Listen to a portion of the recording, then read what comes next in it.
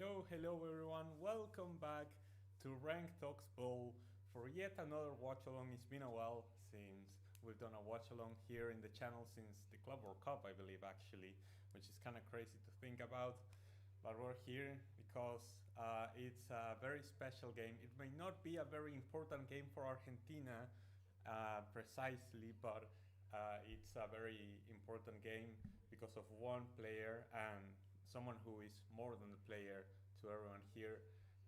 Because this game between Argentina and Venezuela, which happens to be a part of the World Cup qualifiers towards the 2026 World Cup that Argentina is already qualified to, might also be Lionel Messi's final game in Argentina, at least for a competitive game, because there are chances still that Argentina may play a friendly. I don't know if my volume, I believe my volume is like too low. Let me increase my volume a bit, because I feel like I've been speaking a lot and I don't know if the volume was there. Hello Kule, thank you so much for joining.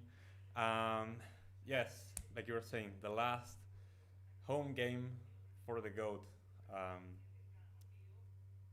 It feels really weird. It feels really weird to say that. Because obviously I grew up watching Messi.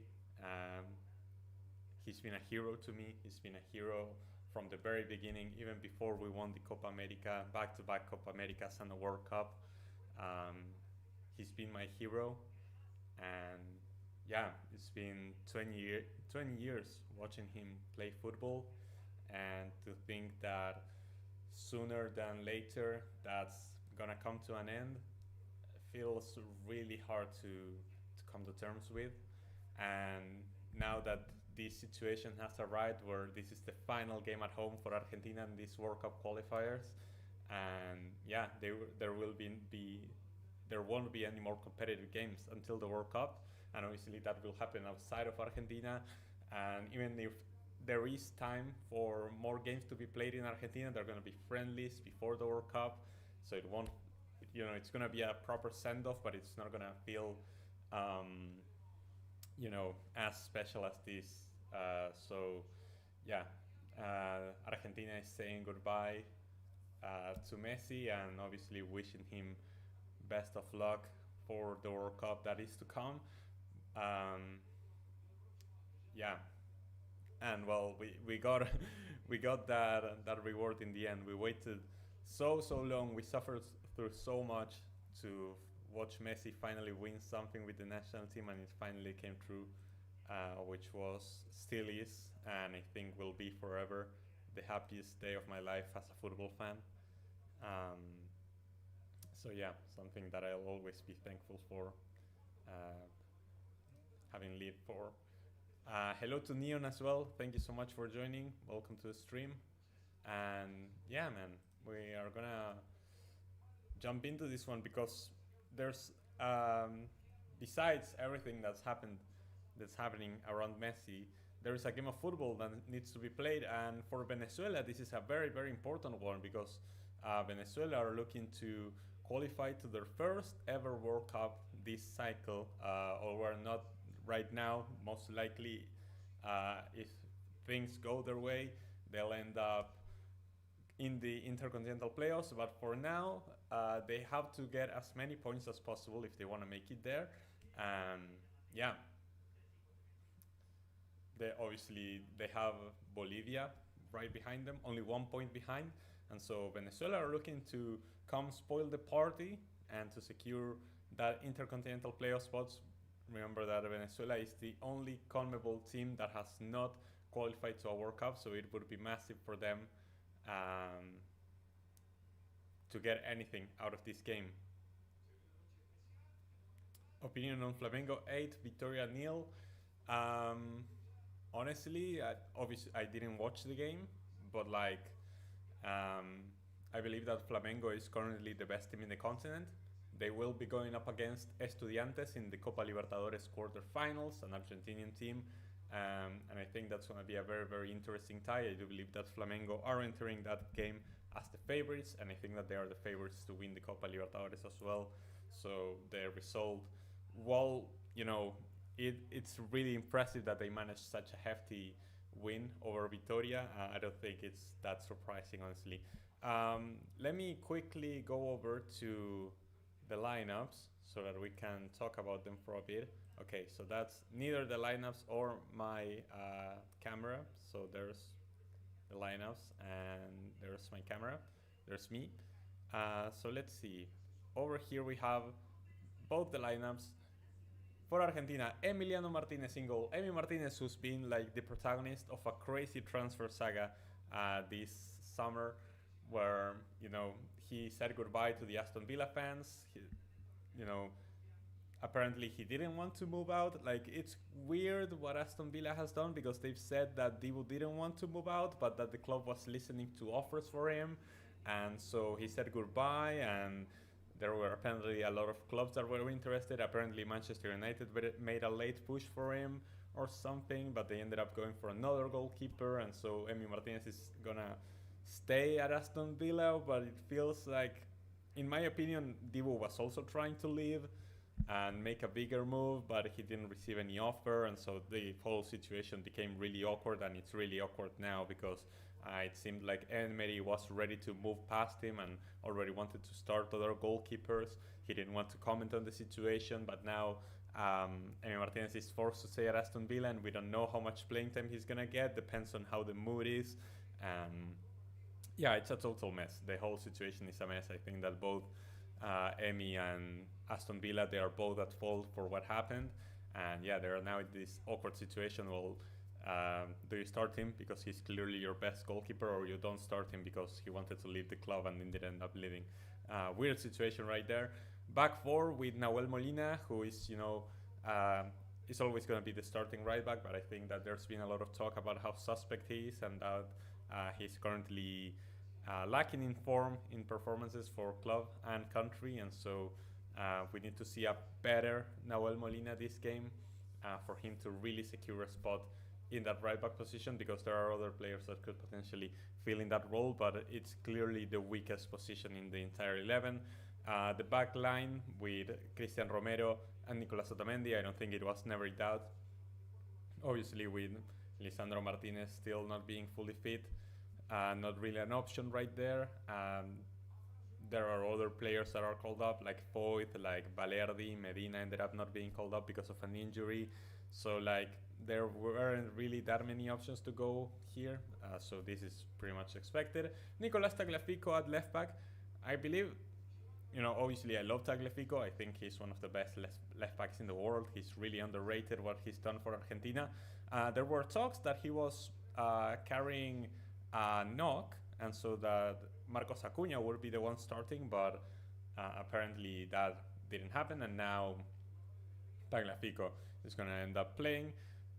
Double pivot with Leandro Paredes, who's been playing at Boca Juniors and absolutely balling out for my own club, which I'm really happy to see, and I believe that he's still in great form to be a valuable asset for the national team, even though he's not playing in Europe anymore. Same as Rodrigo de Paul, who's moved to Inter Miami to join Messi. And yeah, I believe that de Paul, as long as he can keep performing for the national team, I have no problem where he plays. But obviously I think that the MLS is a step down in competition compared to the European league especially. So for now, I'm going to believe that de Paul is still one of the most important pieces of this team, but I would have preferred that he stayed in Europe if it was possible. There are other options in midfield, like Argentina has some incredible depth in midfield, but for now, this is what we're going with. That number 10 position, Franco Mastantuono, the kid, the new kid in town, he already got minutes the past window, but now he's starting for the national team as an 18-year-old after he's made his crazy move to Real Madrid. He's been playing games for Real Madrid as well, and so now we see him starting for the national team, which is very exciting, but also, we'll have to see. It's someone that I believe we need to take slowly, but the more minutes he can get now, the more ready he will be to be adjusted to the team going into the World Cup, which I think he will be a part of, obviously. And so, yeah, it's very important to see him start. On the left, Thiago Almada, sensational. I believe that he is going to be secured, not only a secured player to be in the squad, but also a secured player locked in the starting 11 of this team. Alongside Messi on the right, obviously in his potential last game here in Argentina. And the striker is going to be Julian Alvarez. There was talk that we could play a double striker formation with both Alvarez and Lautaro, but Scaloni and I both agreed that, not that my opinion matters, but I agree that Julian Alvarez should be the starting striker for Argentina still. I've been rambling a lot. Over to the side of Venezuela, I believe that this is their starting, this is the lineup that I expected from Venezuela, with Romo in goal, Ferraresi, Wilker Angel, and Macun in the defense, John Aramburu and Navarro as the wingbacks essentially, Rincon and Cáceres Jr. starting in the double pivot is a bit surprising. No Brujo Martinez. We know that Yangel Herrera is injured. Rincon, someone with a lot of experience, obviously. And then the three up top, Bello, Rondon, and Savarino. Everything according to my expectations. Obviously, we know that Soteldo is someone that can come off the bench, but his level has severely dipped over the last few years, and so I'm not surprised that he's not even in the starting 11 on this one, and that players like Savarino and Bello are preferred in that position. And obviously Rondon is their main man up front. He's been like their striker for so many years now, and he's still prolific, so I don't see why he couldn't fulfill that role. So that covers the lineups. I see that we have a lot more comments. Hello to Mr. Krabs. Thank you so much for joining. Oh, my camera stopped. Hold up. Hold the phone. There we go. Hello, Mr. Krabs. Thank you so much for joining. Welcome back to the stream. Yeah, obviously, Venezuela are coming here to ruin the party. Batista, the coach, who is Argentinian, said that, obviously it's very important, this game for Messi and whatever, but they're here they have a job to do. They have to qualify to their first ever World Cup, and so he's not gonna take this game lightly, and that he's coming to ruin the party, which I totally respect, but I still hope that Argentina wins, obviously. But I'm also rooting for Venezuela to get the intercontinental playoff spot ahead of Bolivia, so it's kind of a win-win situation. Yeah, Salomon Rondon, who played in this very stadium, the Estadio Monumental, while wearing the River Plate jersey, a very short stint where he scored a few goals, but he wasn't really that important, obviously. Then 2 goals in the first few minutes of the match. That's crazy. So the national anthems I'm playing. So obviously we're also going to be checking out the other games. I'm not going to be watching them, but I'm going to be looking at the other games that are being played in the CONMEBOL qualifiers. Hello, Crate. Thank you so much for joining. Have fun watching the game, but thank you so much for dropping by, and thank you so much for becoming a member once again for 8 months. For all of the members of the channel and those who might be interested in becoming members, I'm going to be dropping a video tomorrow. So tomorrow you guys will have another video, and obviously preparing for the Copa Libertadores quarterfinals that will happen after the international break, and we'll obviously have another watch along that will be available to everyone, obviously. That will be Argentina against Ecuador over in Guayaquil. So in the upcoming days, tomorrow a new video is going to drop for the members of the channel, video that will then be public to everyone else 48 hours after it's uploaded. So be on the lookout for that. More content coming your way after this stream tomorrow.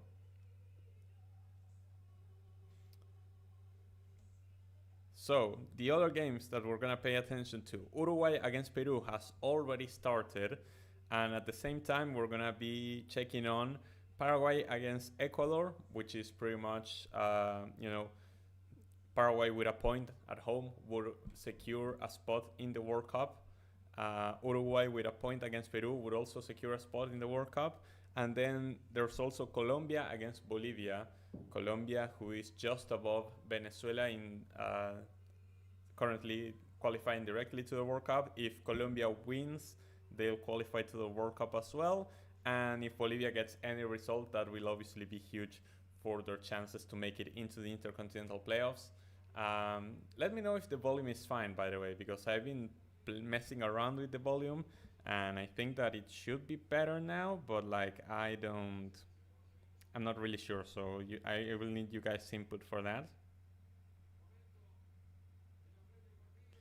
And yeah, we're very close to the start of the game. Weird sensation, because it may be the last time that we see Messi play in this stadium, which is uh, obviously very sad, but also very emotional. And yeah, I'm just excited to see the game, excited to see the national team again, and hoping for a positive result, obviously. Volume low, okay. Hold on, let me work on that. Let me increase it over here.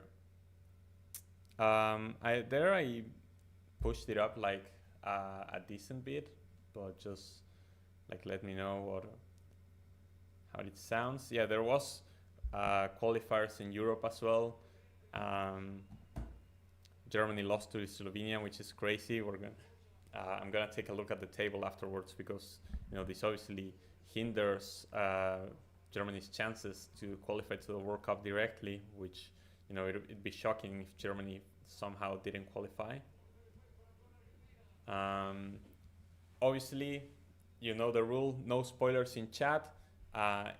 If you wanna react to something that's happening in the game, you have to wait for my reaction, because like that's the entire point of the watch along, that I'm showing you my reaction to the game, and if you ruin my reaction to the game, like it kind of defeats the purpose of making a watch along. So like if something happens in the game, don't type it in the chat until I react to it, and then you guys can talk about it.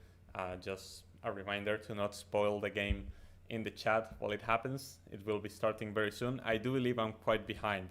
If I'm checking my phone, I believe that the game may have already started. It doesn't seem like it started, so I may not be as behind as I think I am, but I still believe that I'm behind. Just in case, I'm gonna silence my notifications here to make sure that I don't get spoiled by my phone randomly. I'm not gonna get into politics, Mr. Crafts, but it is quite a weird decision in my opinion as well. Yeah, Italy as well may honestly missed out on the World Cup. Lots of crazy results we saw today. We also saw, it's not that crazy for a result, but I would expect the Netherlands to beat Poland at home, and they couldn't get it done. Last minute, or not last minute, but late equalizer for Poland there. Okay, Gustavo, whatever you say. I do believe that we're gonna win. I'm not saying that. We definitely should win, especially at home, and especially for Messi's last game in World Cup qualifiers.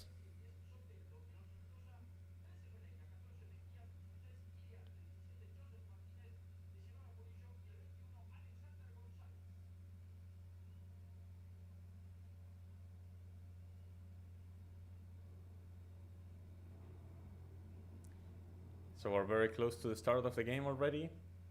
Again, the game may have started for you. Remember to not spoil whatever is happening in the game. I'll take a look later at the standings of the World Cup qualifiers in UEFA, whenever at halftime, when we're going to be checking the other results of the other CONMEBOL games. We're going to have time to check out the pink lady. It's like a it's like a door dasher, so it's like a publicity stunt.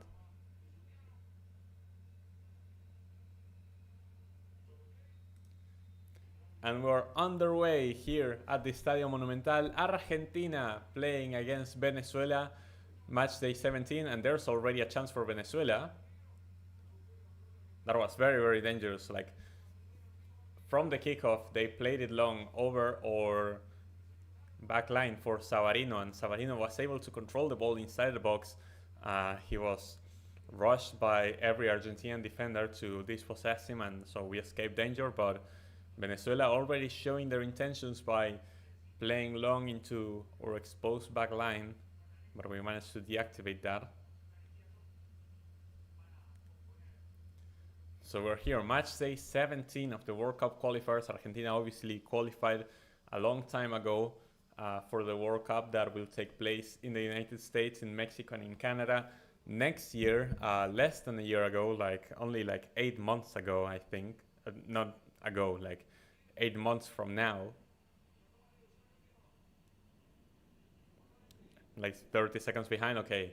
Yeah, I kind of expected to be behind, but yeah, just remember not to spoil anything. So let's see, Mastantuono on the ball, tries to make a breakthrough pass, but gets dispossessed.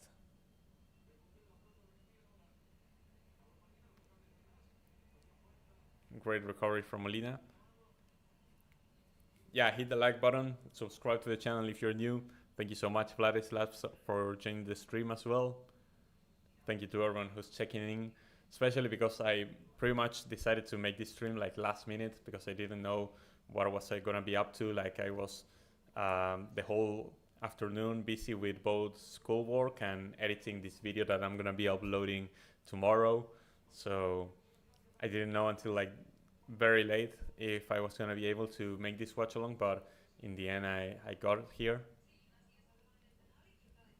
So yeah, I'm just excited to share some more time with you guys because it's been a while since I've seen you here. Argentina currently in possession, taking this one slow, trying to play out from the back. We have no idea. They announced that the draw will be in December 5th, and Argentina could go anywhere, honestly. It's not gonna be arbitrarily decided because where each group is gonna be played in which zone has already been decided, but obviously Argentina could be seeded into any group randomly. I'm hoping that it's in the East Coast because I have family in the East Coast. JGP here is one of them, and so I expect to go there to be in the US. And if Argentina are on the East Coast, that will be the absolute best because I wouldn't have to pay for any accommodations and I could actually follow the team, which would be very, very exciting. Time check. Well, the time check is here. Here is where I'm currently at. So if you're ahead of this, oh, the ball, ooh, what a save by Romo on that shot from Julian Alvarez from outside the box. I was checking the time, but that was an amazing play from Argentina. Great turn from Mastantuono. Great turn from Mastantuono and passing it over to Thiago Almada, who laid it over for Julian Alvarez, and a fantastic save from Romo. Yeah, Alvarez with the long hair. So yeah, if you're ahead of this time, you know that you're ahead of me and that you probably shouldn't be typing about the game in chat instantly, at least. Just wait for my reaction. Crossing from Mastantuono to the far post. And there's a goal already for Argentina. No, but it's offside. Cristian Romero had appeared as a striker once again on the set piece. I kind of thought it was offside. That's why it wasn't really celebrating that much. And yeah, it was very clearly offside. Cuti Romero on that one. The cross from Mastantuono had been fantastic.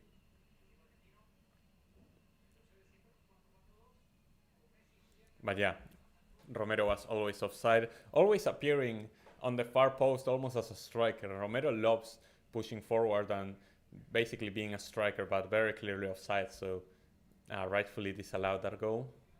Great interception from Molina. And Emi Martinez is able to pick up the ball. Yeah, tickets are already on sale for the World Cup, but I'm not going to buy tickets for the World Cup without knowing to which game I'm buying tickets for. Because obviously I could buy tickets right now, but what if Argentina don't go into that group? I am screwed. So I'm just hoping that Argentina land on the East Coast because that would save me the most money and the most trouble. And then I would actually be able to go to the games, which is the part I'm excited about. Jasmine, thank you so much for joining. I personally not more excited for the game that we're watching right now, but sure, NFL is also back, I believe. Hello, Sarik. Haris Sakwan. Like I said your name completely wrong the first time, but thank you so much for joining. Glad to see you again. Yeah, but the ticket prices are like crazy.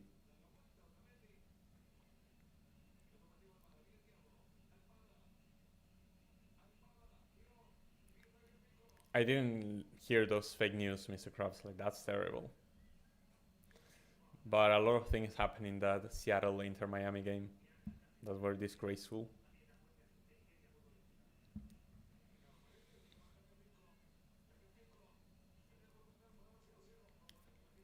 Great move from Tagliafico.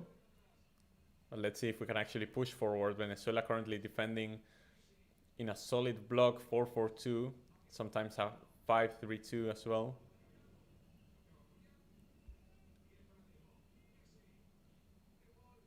Messi over to the pole. Let's see what Rodrigo is going to do. Back to Messi. Messi cutting inside. Back for the pole. Pass for Messi. Gets intercepted and cleared away by the Venezuelan defense, but they're not able to clear it far away enough. And here's Mastantuono.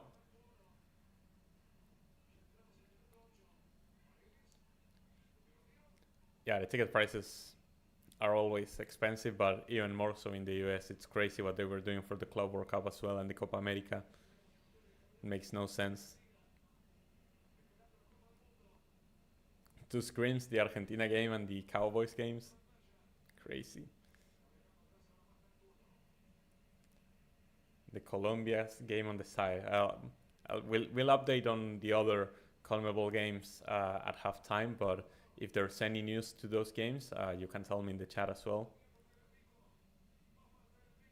Free Gehi. Well, it seems like Gehi doesn't really have a say in what happened with that deal, and so he's going to stay at Crystal Palace, which obviously makes me really sad. Uruguay already had to be expected at home against Peru, who are a complete mess, a disaster. And yeah, that will pretty much secure Uruguay a spot in the next World Cup, which I don't think was ever in question, but obviously nice for them to already secure it.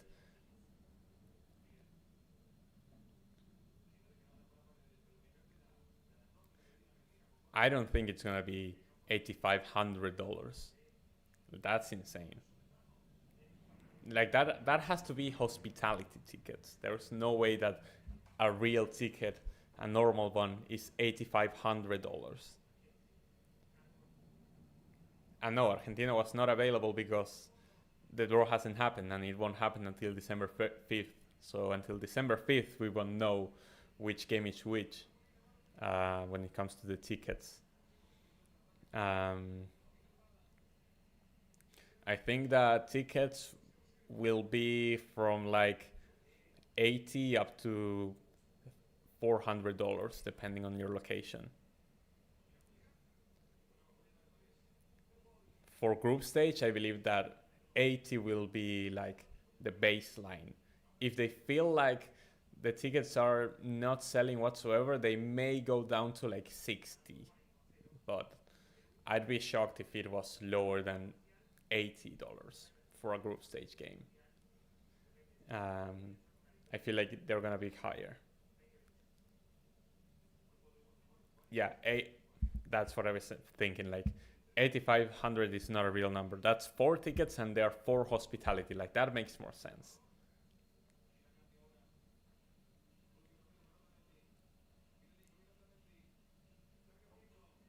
Yeah. But like the Argentina games, I expect to be sold out because one, the Argentina fans are crazy, and two, there's a lot of immigrants in the US. So no way 80. You think it's gonna be more? At least 500. Not for a group stage game. It's not gonna be at least 500 for a group stage game. I think that it's gonna be at most 500 for a group stage game. When you get later into the competition, yes, I believe you 500. I'm talking about like what the cheapest price may be. I think that 500 could be like the top price, like what you're saying, not hospitality, but almost, for a group stage game. Yeah, Flamengo got a tough draw in the Club World Cup. Yeah, the situation in the US is questionable to receive like newcomers and visitors, tourists and whatnot. Oh, that is a good ball for Rondon. Rondon tries to pass it to Bello. Shot from distance, Savarino. Bello once again goes very wide, but a handball from Savarino was given, and so that's going to be a free kick for Argentina. But yeah, Venezuela definitely showing that they came here to play. Iran versus Tanzania will be 80. I'm telling you, I know they will be expensive. I don't know if they will be that expensive for group stage games.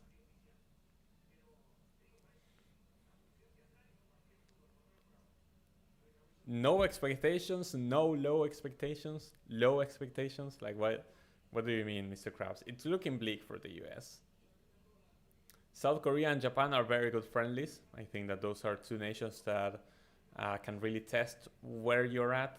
If you beat them, it means that you're on a decent level going into the World Cup. But if you lose to them, it's looking like really bad. Japan is like almost a European team. I think Japan could be a shout to make like a quarterfinal if they have a good tournament run. Yeah, Flamengo may as well win everything with the squad they have.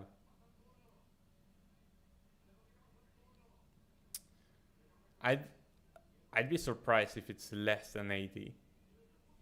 But I feel like the lowest ticket may be around 80. Listen, you already mocked me with saying that I owe you a beer. Romo pushing that ball away after there was a through ball for Mastantuono. Romo now rolling on the floor, like trying to time waste.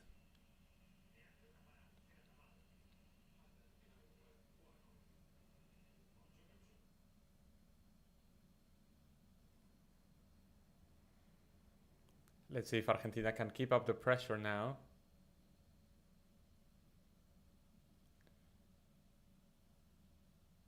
On loan to Austin. No, but Suarez definitely should get like some sort of fine or something for what he did. Like unacceptable. Like he's acting like he's above everyone just because of who he is. Yeah, 1-0 Uruguay. Thank you so much, R. Welcome to the stream, by the way. And yeah, that had been mentioned before that Aguirre had already scored for Uruguay.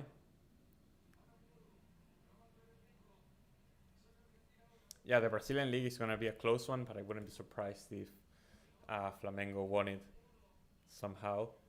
I'm going to update the time because like my stream has been refreshing and actually pushing forward. So there we go. Now my time is synced once again. Tal va el partido por ahora. No muchas oportunidades. Venezuela mostró como alguna intención, pero por lo general Argentina con la pelota, moviendo. Buenos movimientos de Mastantuono. Me gusta Mastantuono, se está desmarcando y tratando de intervenir en el ataque, pero sin situaciones por ahora. Brandon, thank you so much for joining. Welcome back to the stream. Watched the Panama game and that was disappointing. What happened in the Panama game?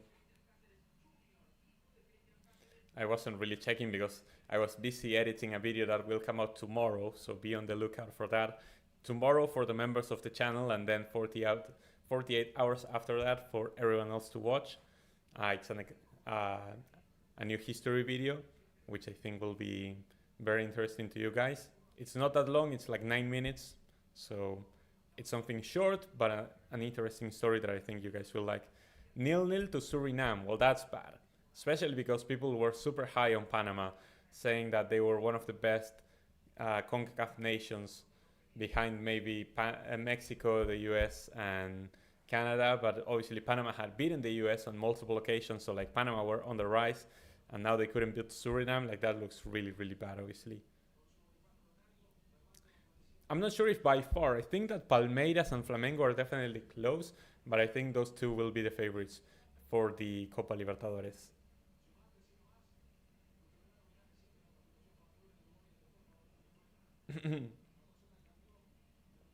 No sé si va a ser un paseo. Vi que España le ganó a Bulgaria bastante bien.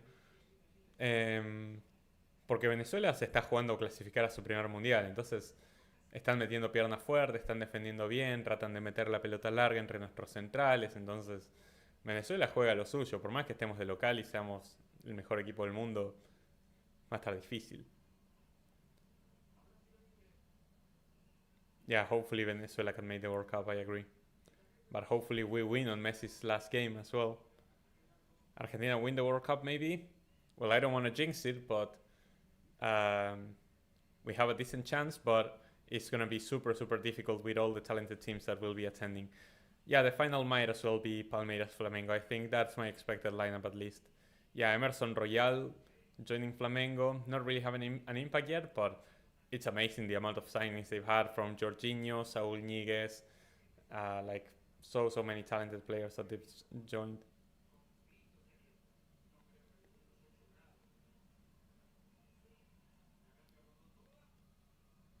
Sí, yo creo que todas las selecciones en Sudamérica te juegan un partido complicado por lo menos. Hold on, there's something.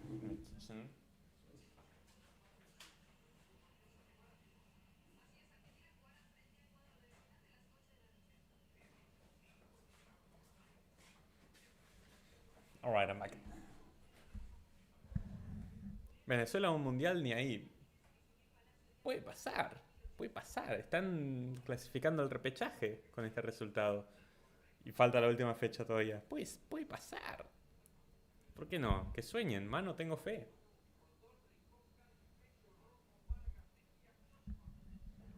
Yeah, Venezuela so far has been trying to frustrate us, but Argentina are patient.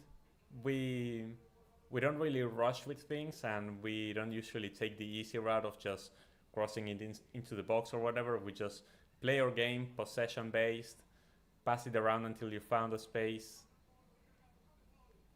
De Paul and Mastantuono trying a combination play, but gets intercepted by Bello. But now Bello gets stopped by Nahuel Molina, and so Argentina back in position once again.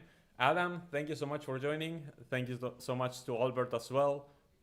Thank you everyone who's joining the stream.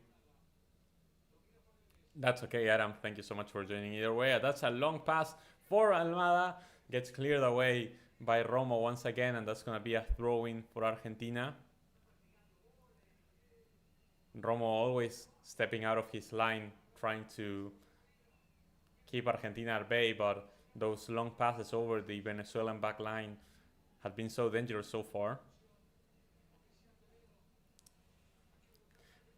Yeah, that's something that has been characteristic of Argentina ever since Scaloni took charge, is that whenever we lose the ball, everyone goes forward. We're not retreating when we lose the ball. We're rather pushing forward to try and press the guy who has the ball and recover the ball as quickly as possible. And yeah, that's meant that most times that Venezuela has gotten the ball back, they haven't kept it for long, although now they're playing out from the back. But yeah, for the most part, Venezuela, whenever they get the ball, it just gets taken back by Argentina almost immediately because of our counter press. So many people in the chat. Thank you so much to everyone who's joined. Portugal, Mexico, absolutely no way. Yeah, but they play in Venezuela, which is like, makes it very different. Venezuela is unbeaten at home this qualifier, so I wouldn't be surprised if the first game they lose was against Colombia, but Colombia is not in a great state either. Yeah, like the spending power that Flamengo has, and just deals they have with their sponsors is like crazy. It just widens the gap between them and the rest so much.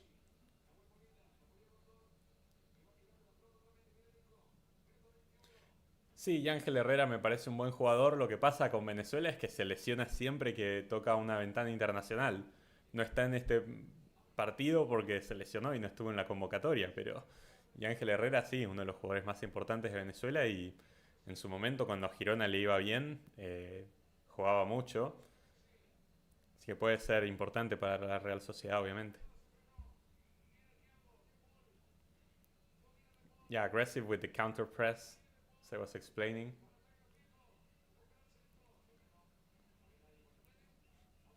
Yes, that is a really good strategy. Just get the points away from FIFA to make it into the World Cup. No foul on Messi, but Messi fights for the ball and gets it back, goes into the box.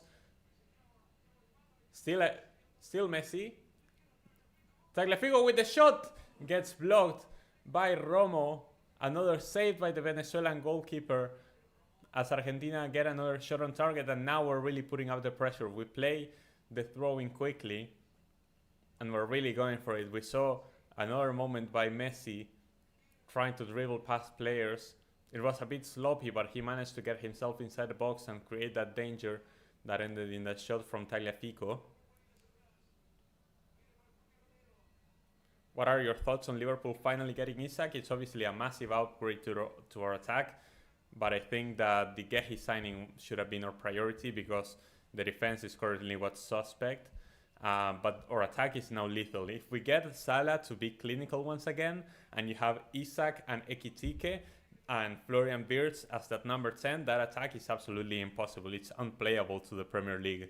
But our defense needs to improve. Konate has been looking really sus, and we really have no depth in the center back position, which scares me.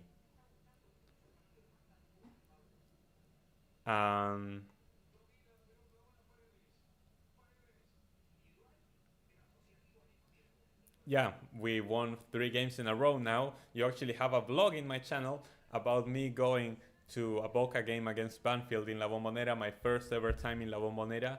And yeah, very, very excited for that vlog and how it came out. So if you guys want to check out how was my experience in La Bombonera and watching Boca win a game, you can watch that in my channel right now.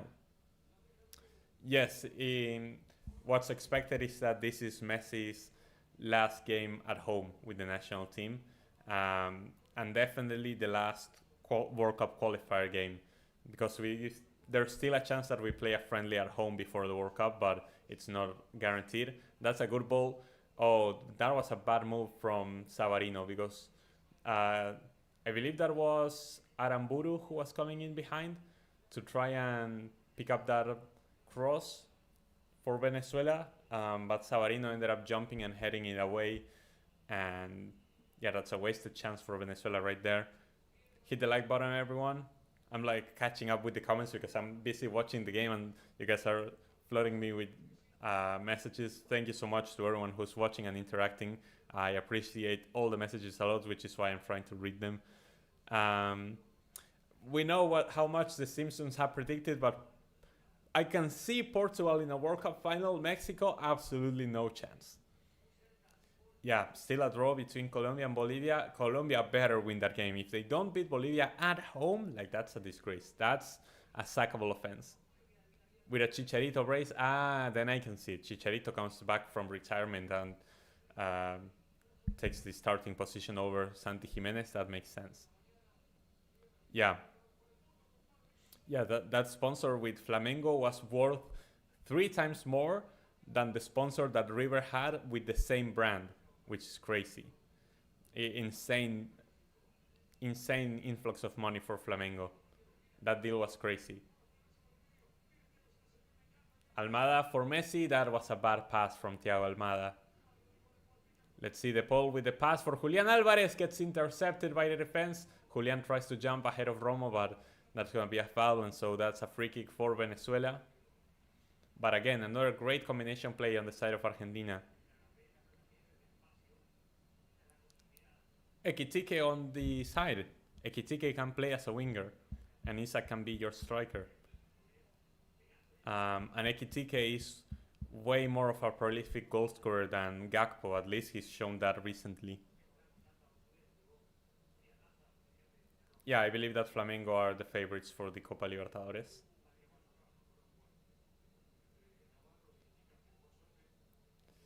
I have not seen games of Neymar at Santos, but yeah, the situation at Santos is horrible.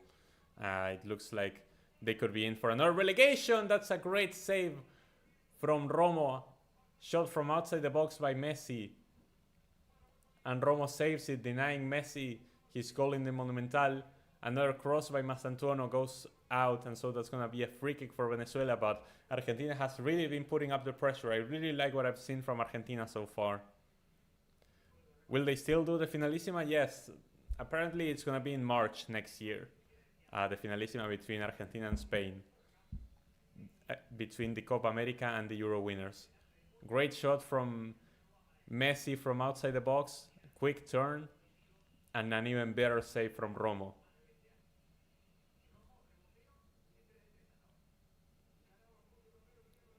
No, if you see a goal or anything important in the game, don't spoil it, because you can see my clock here of where I'm at. If you're ahead of this, like no, don't spoil anything in the chat. Wait for my reaction and then you can type anything you want.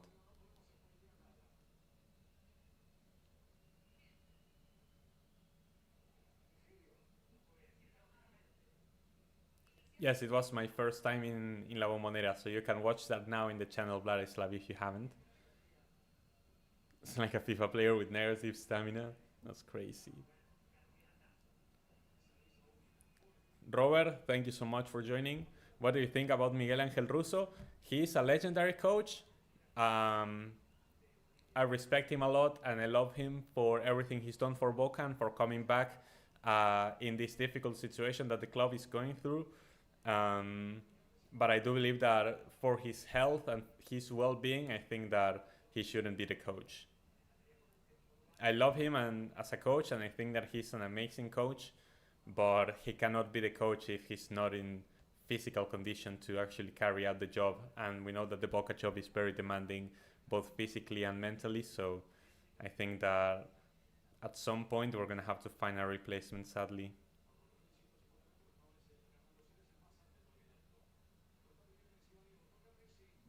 Yeah, Romo has been coming out of his line a lot. Great recovery from Mastantuono. Messi gets fouled, and that's a free kick for Argentina. It's a bit far to be a direct free kick, but you know that Messi's going to try it.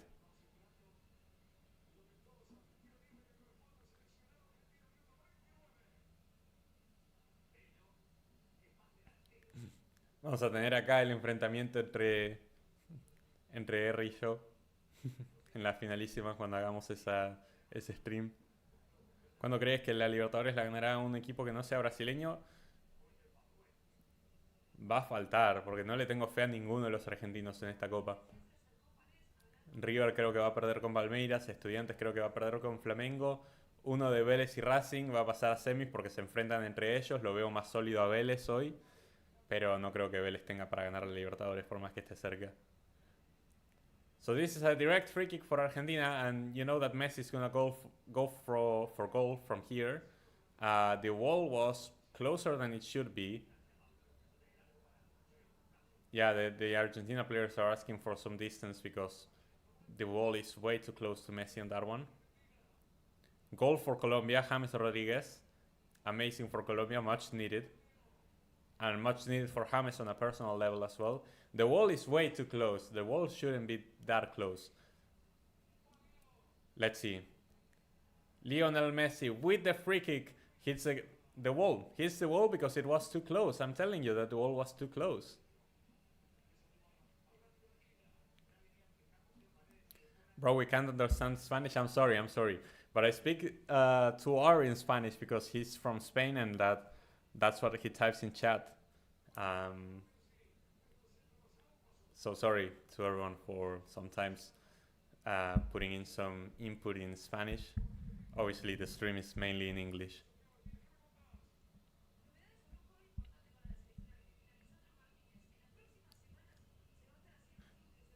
I mean, it's crazy how many good free kick takers we have.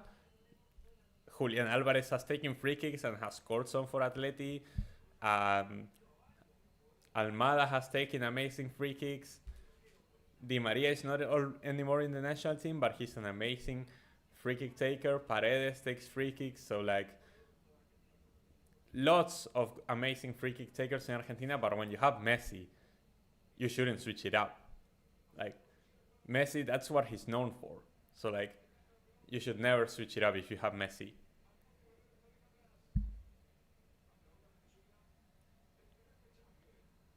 Yeah, I think that Venezuela will play the intercontinental playoffs as well.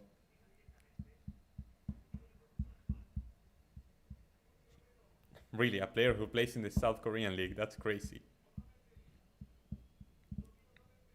Mastantuono can take free kicks, Nico Paz can take free kicks.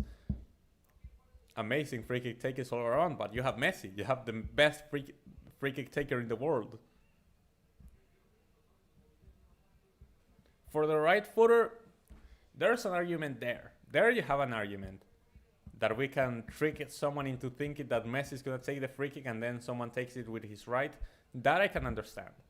But yeah, exactly that, Vladislav. But like, that I can understand. But the best free kick taker is Messi, and unless they talk about it beforehand, Messi is taking that free kick and nobody's taking it away from him.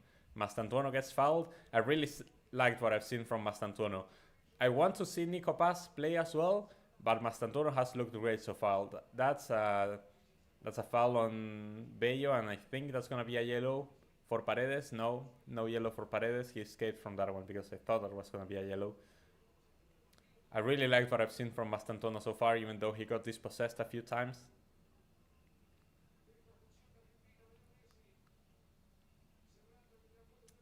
How do the intercontinental playoffs work now? So it's going to be like a bracket tournament in the US. I believe it's going to be the CONMEBOL team against the African team. There's going to be 2 CONCACAF teams, 1 Asian team, and I'm missing someone, I feel like.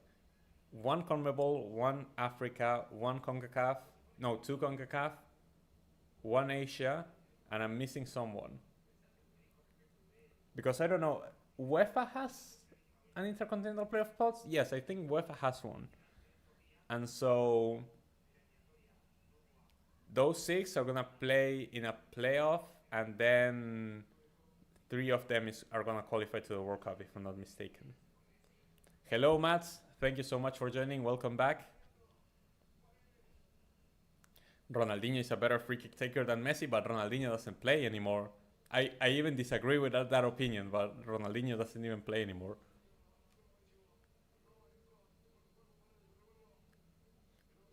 Yeah, James Rodriguez scoring for Colombia, massive, both for him and for Colombia to get that goal that gets them closer to qualifying to the World Cup directly. New Caledonia, OFC has, yes. New Zealand automatic spot, yes. UEFA doesn't have a intercontinental playoff spots. New Caledonia for OFC. So like OFC, 2 CONCACAF, AFC, CAF, and CONMEBOL. Those 6 to the intercontinental playoffs is a single match, and the 3 winners make the World Cup.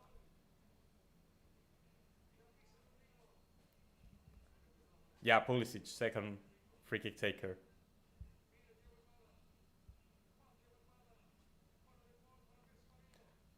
Let's see, Messi on the ball, going inside the box, tries to cut inside, gets dispossessed, and that's a foul for Messi. Free kick to Venezuela.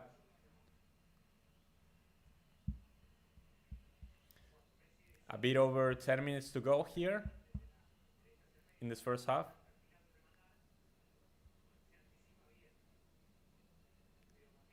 What do you mean, Montal? He literally just dribbled past someone. He dribbled past Rincon.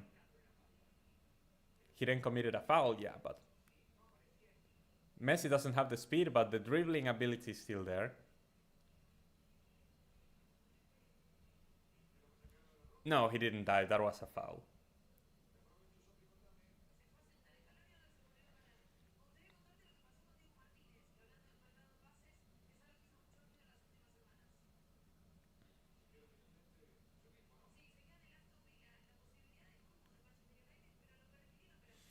What are your thoughts on hosting both Madrid teams, Simone, Atletico, and Real Madrid in the Champions League?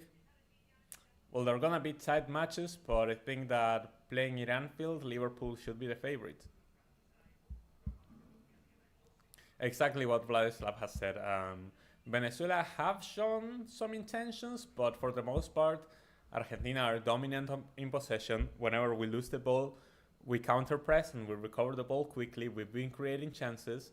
Venezuela are playing in a low block, so it's not like we've been battering them, but we've created the most chances. Some of them have been pretty dangerous. Romo has had to intervene a few times with a save or two and coming off his line as well. But overall, Argentina, I really liked what I've seen. I really liked what I've seen from Messi, from Julian Alvarez, from Mastantuono. I think I need a bit more from Thiago Almada. I need a bit more from the midfielders. I need to see the fullbacks get involved. We saw Tagliafico have a shot on target, but Molina hasn't really appeared in the attack. But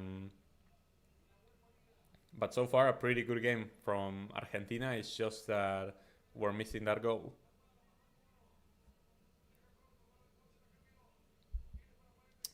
Liverpool, they have a draw where every single game is winnable, but not a single game is easy. I don't think Liverpool got a single free win in their schedule in the Champions League.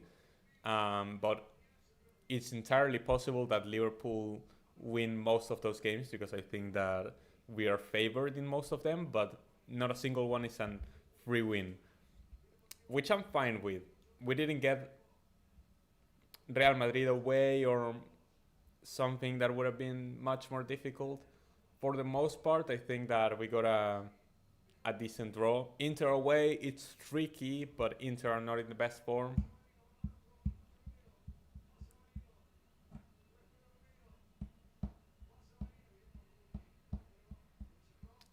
Barca will win La Liga. It's going to be tight. It's going to be tight. I can't believe that people were hyping Atletico to win the league. Atletico got no chance. It's either Real or Barca once again.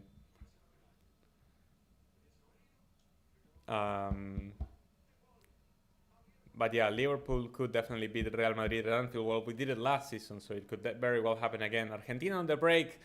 That's a missed opportunity. Misplaced pass. But the counter press is amazing. And here's Paredes with the pass. Really good pass. Here's Julian Alvarez. Alvarez with the dribble. Passes it over to Messi. Messi, Messi, Messi, Messi, Messi, Messi, Messi, Messi, Messi, Messi, Messi, Messi. Messi, Messi, Messi, Messi, Messi, Messi, Messi, Messi, Messi, Messi, Messi, Messi. With his goal. The goal everyone was waiting for. In his last game playing in Argentina, in his last World Cup qualifier game, Messi scores. Alvarez understood the assignment perfectly. Like, Alvarez could have shot and it would have been his goal, but he saw that Messi was open in the middle and he was like, it should be your goal.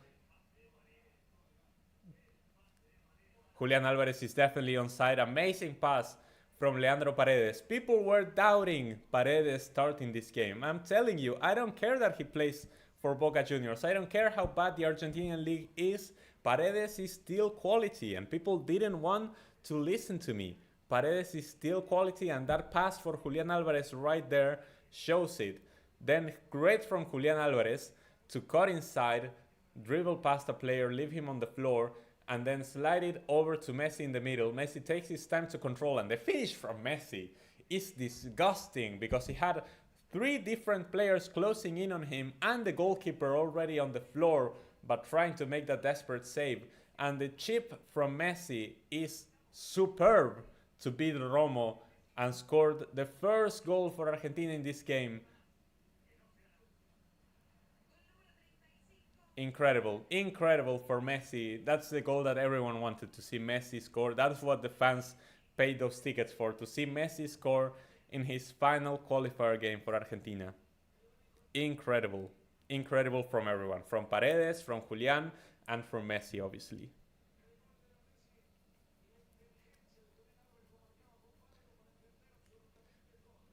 Going to Villa Park for the next England game? Well, happy for you. Hope you enjoy that.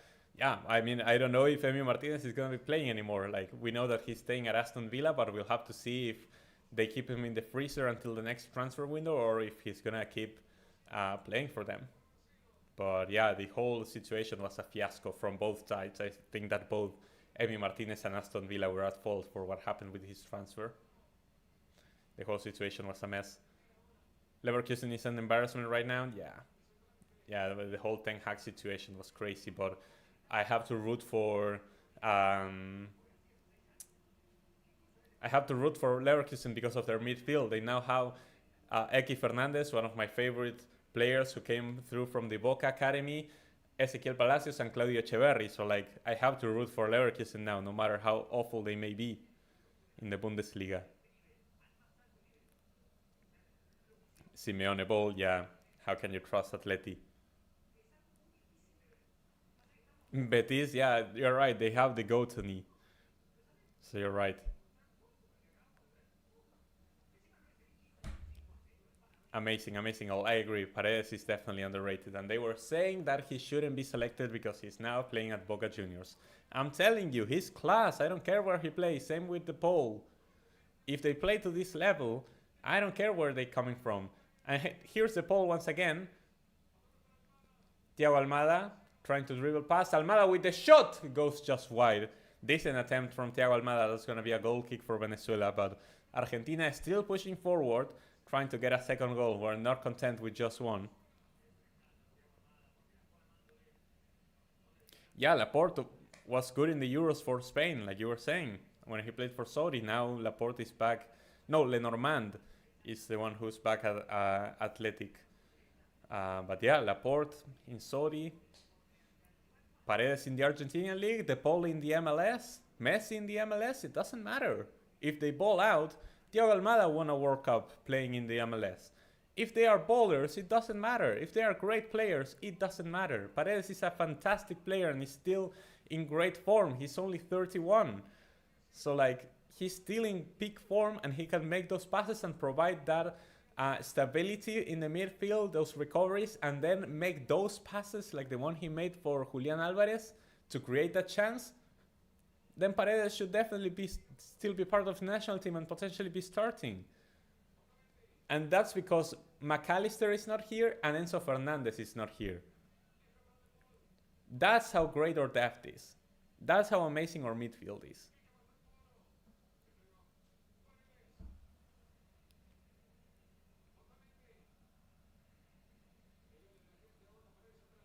Yeah, that chip from Messi was disgusting. Incredible finish from Messi.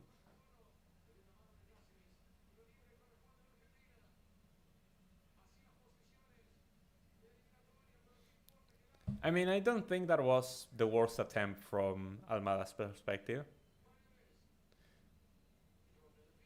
Yeah, I know the Atleti fans will not be happy because they had a transfer window to like push for the title, but I don't think it was.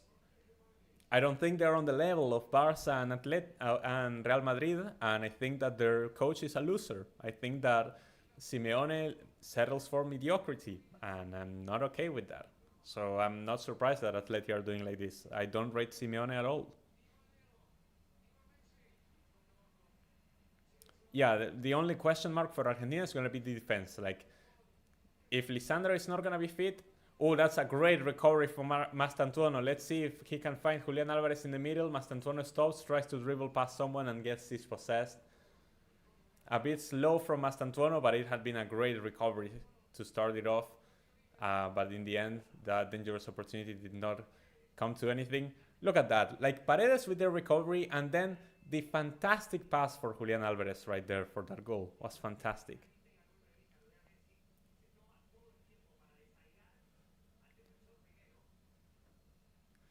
Yeah, Atleti spent the money, but they're not as good. What I was saying about the defenders, Lisandro Martinez, if he's not going to recover his form, we have to see in what form Otamendi is going to reach the World Cup. Or if we're going to have to play someone like Valerdi alongside Cuti Romero, who's going to be the right back. The left back should always be Tagliafico. But Molina is like the clear option for right back, and he's not that great. Ooh! What a great shot from Thiago Almada. And another save from Romo. Another great intervention from Thiago Almada, linking up with Messi on the edge of the box. Julian Alvarez as well getting involved. Julian Alvarez, Messi, Almada. Almada cuts inside, curls it. And with one hand, Romo manages to save it. But another great intervention from Thiago Almada, who's definitely grown into the game now. Amazing save from Romo, but great shot from Thiago Almada. Argentina deserved to be 2-0 up at least. You think Liverpool are the biggest favorites for the Champions League? Oh, Julian tries to pass it back. Mastantuono. The Pole, you should have tried to shoot. The Pole tried to slide it back into the box, but I don't think there was a clear opportunity there. Argentina are really pushing forward for something more right now. I don't think, as the referee blows the whistle for the end of the first half, Argentina won with a goal from Messi. Venezuela 0 at the moment. Incredible performance from Argentina so far. The score doesn't really show how good this performance has been so far. And obviously, people will say, oh, it's Venezuela, whatever. Venezuela are a decent team. And I think that this performance from Argentina has been very, very convincing so far. I hope we can score more goals, but if it were to end like this, I think that it'd be also really, really good that it was Messi the one to score the goal. I don't think Liverpool are the biggest favorites to lift the Champions League. We are among the favorites, and I think that we're justified to have expectations after the transfer window we've had, but the depth in the defense is really worrying. And every trouble that we had last year, you know, at least Salah now has partners, but we need Salah to perform as well. And so far, Salah this season has not been it. If Salah can pick up his form, like, we're contenders for absolutely everything. For now, I'm keeping my expectations relatively low. Not low, but like I'm managing the expectations. I don't want to say that we're favorites for everything. That is something that I wanted to question about, because I tried to get tickets for these games since it was Messi's last game at home. They were like $300 for like a decent ticket, because you could pay $100, which was still a lot, to be like on the top deck of the Estadio Monumental, and you don't have a seat, like you're standing. And I was like, that's abysmal, because the view from there, the Estadio Monumental is so huge, like the players are tiny from that up in the stadium. And then you're standing, you don't even have a seat, you're in a crowd of people. Which, you know, I like for the most part, but for national team games where the atmosphere is not as crazy as it is for clubs, I don't. For a Boca game, I love being among the crowd. For a national team game, I prefer to have my seat. And yeah, for a decent ticket, it was $300, which was crazy. Like, that's how much a World Cup ticket is going to be. Like, the AFA are such scumbags for doing that. And, you know, that ends up that only people with money go to the stadiums, and so the atmosphere is not as good, which, you know, I hate.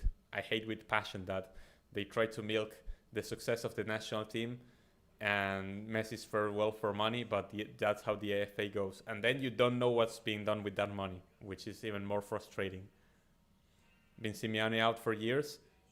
Yeah, same here. I've been saying he's a fraud for years.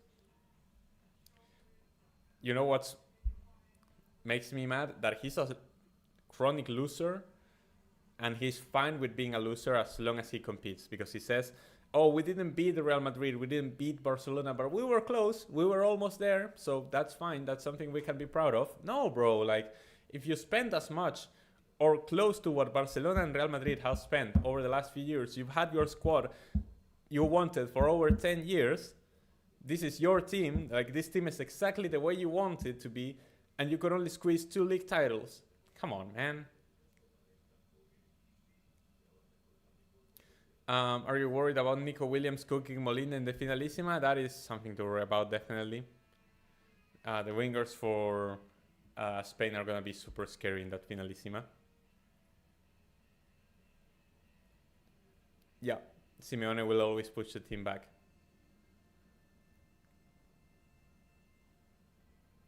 Yeah, it was an amazing dive from Romo to make that save. Yeah, Simeone is a dinosaur, exactly. What friendlies are Argentina playing after the game against Ecuador? I forgot. I forgot, honestly. I believe there was a game scheduled against Mexico, but then it got like... Then it didn't happen. I don't know. We have friendly schedule. I believe we have friendlies against African teams, but I forgot. There's definitely scheduled some friendlies, but I forgot which ones we have. Chelsea should go deep in the UCL. Yeah, I agree with that. I agree. Chelsea are looking good. Bayern, I would take out Bayern. I don't think Bayern are that great. Yeah, Kevin, like the ticket prices for this game, the Argentina Venezuela, like they're really disgusting. Absolutely filthy what the FA is doing with the ticket prices for some of these games. Yeah, back to back third place, like massive credit there. Like it's just like Arteta. Hello AD, thank you so much for joining. Welcome to the stream.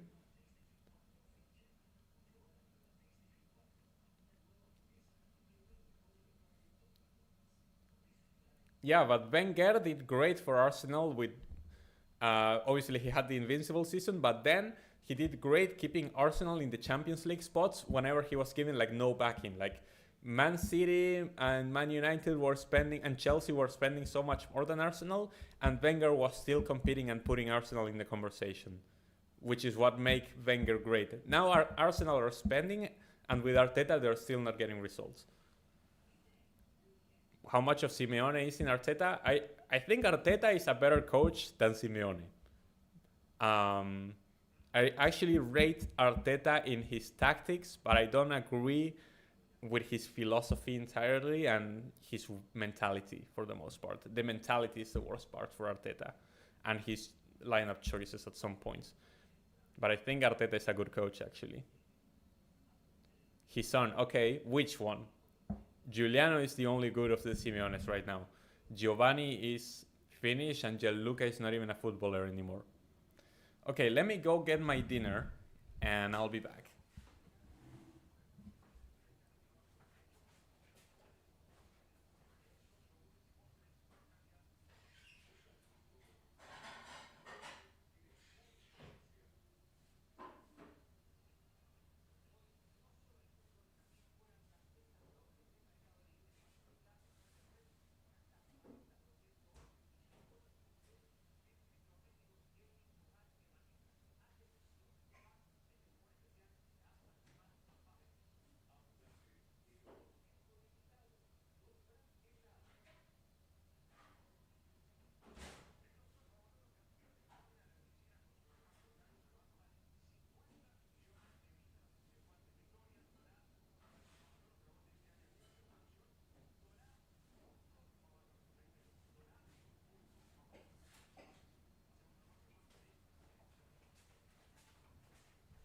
So you guys may be wondering, Rank, what is for dinner tonight? Well, we have an Argentinian classic, which is, let me show it right here. I don't want to like drop them, but like empanadas, an Argentinian classic. We have different flavors here. We have ham and cheese, meat and chicken. I guess beef, not meat, beef.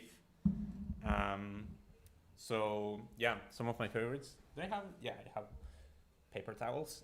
And then it's a red beer, Canada, Imperial. Not sponsored, sadly. I should get beers to sponsor me one of these days. The one who played for Napoli, he's finished. He's now in Torino, and Torino are like so disgustingly finished.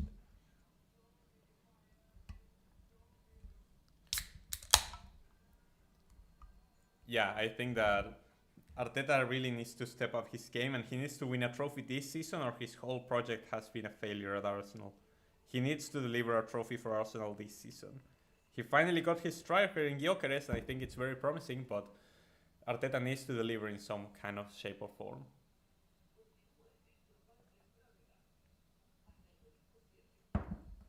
Simeone was linked with managing Arsenal? That's crazy. Oh, you need to come to Argentina for two things: the food, three things: the food, the people, and the football. And there's also some really nice places that you can see. The whole country, like if you only come to Buenos Aires, you have like, you know, you will need like at least a week to see everything. If you want to come to the country, dude, you need like months to see everything that there is to see in Argentina, and you will still miss some things.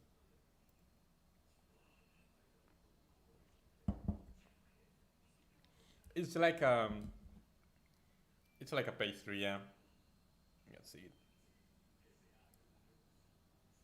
So hold on, let me like take a bite out of this one, the ham and cheese one, for example.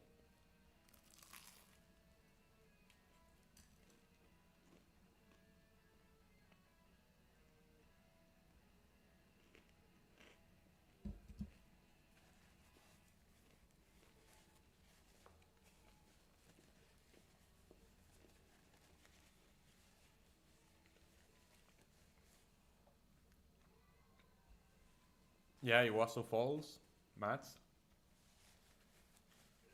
I've been to Iguazu Falls and unbelievable place. Tropical, in the middle of nowhere, and you find these massive walls of water floating into the Paraná River. Incredible. The Iguazu Falls are. They're like almost identical to the Niagara Falls, but they're in a tropical place.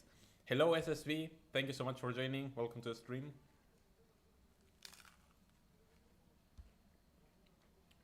Looks like a Cornish pastry, yeah, but it's like salty food basically, because it's like, well, like I said, ham and cheese, beef and chicken.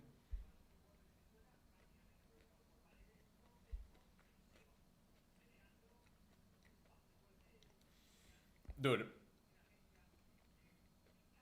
I think the most important aspect of that goal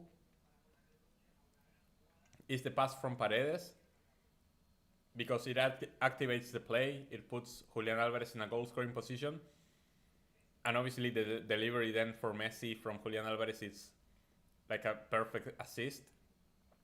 But like, the finish from Messi is filthy. The finish from Messi is disgusting. That was such a quick chip. So quickly, like one control, one touch, because the pass from Julian Alvarez was a bit long.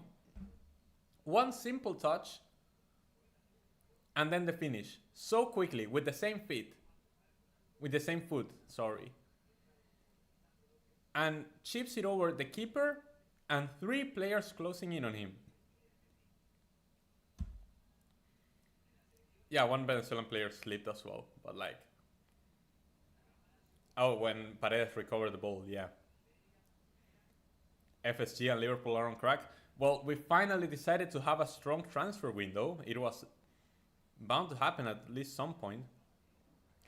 Yeah, I watch not every, but most of the Inter Miami games.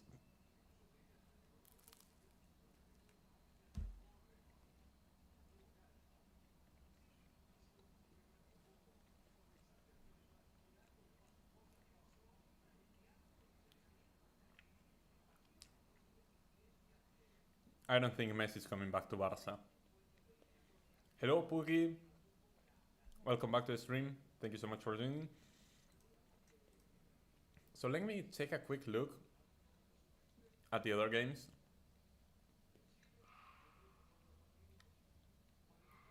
So currently, Colombia is beating Bolivia, like people were saying, with a goal from James Rodriguez.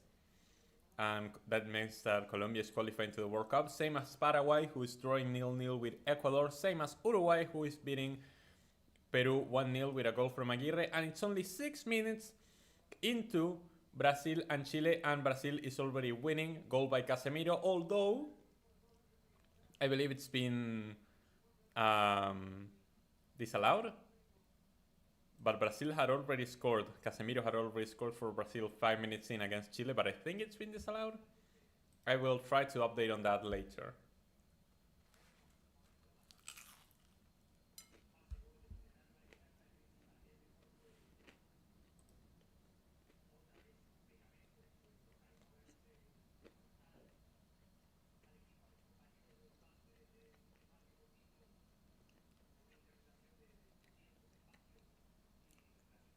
Yeah, Germany losing to Slovakia is horrible start. But they should still qualify. Like their group is so easy. They will still qualify. Germany are not in danger. Spain, amazing win against Bulgaria, 3-0 on the road. Now they have Turkey, which I think will be the toughest game. But Turkey won 3-2 against Georgia. Crazy game. Between bordering nations. Are they bordering? I'm missing on my geography class currently. Like I was mentioning, the draw between the Netherlands and Poland was a highlight as well. Belgium won a game, which is, I mean, not surprising against Liechtenstein, but it's something. Wales won away to Kazakhstan. Like, that's massive for them, obviously. Yeah, the goal from Casemiro was disallowed, I believe. Yeah.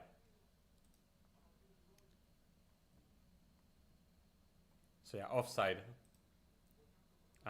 for Casemiro's goal for Brazil. So it remains 0-0 between Brazil and Chile.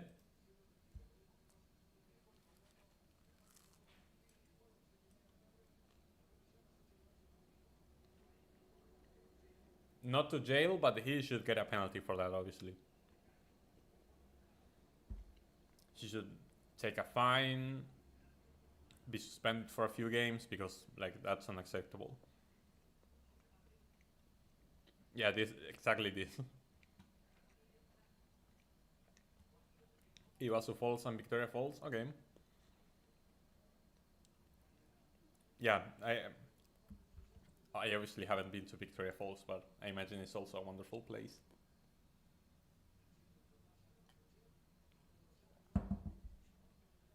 Germany are indeed a weird team.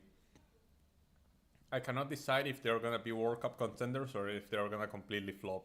It could be either or.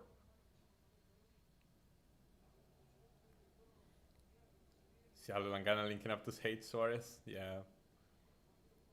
Yeah, stat padding game at the Euros. Like, that's what Belgium does the most. Like, stat pad against Minnows. That's how they got rank 1 in the world for so long.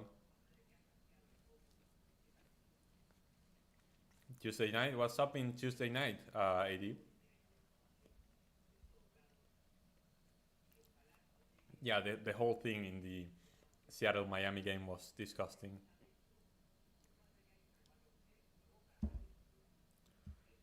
We were thinking about Turkey in the second half because Bulgaria wasn't even trying. And that's fair. Bulgaria are not a great team right now.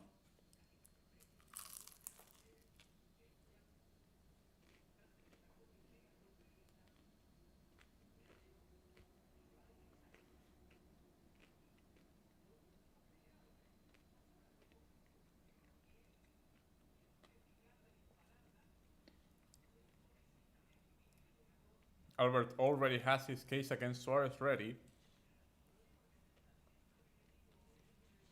The fullbacks were giving Lamine the ball.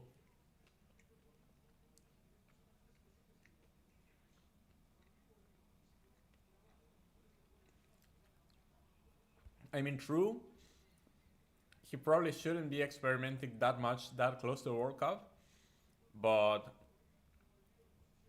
Germany has the material and the personnel to experiment and rotate around. It's a question mark what the attack is going to look like for Germany.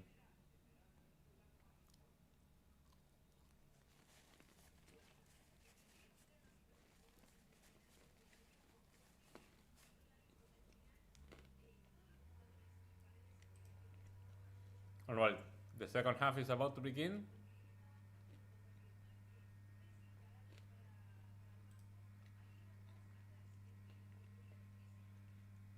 And we're underway here in the Estadio Monumental. Match day 17 of the World Cup qualifiers. Argentina currently leading 1-0 against Venezuela. Goal by who else but Lionel Messi on his final game in World Cup qualifiers.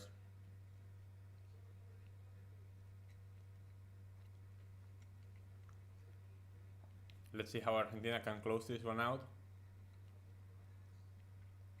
Hopefully we get another goal. Yeah, Walter made. Oh, that's a bad big giveaway from Mastantuono. Savarin on the ball. Move to Rondon. That looked like a foul. No fouls as the ref, and that's a throw-in for Argentina.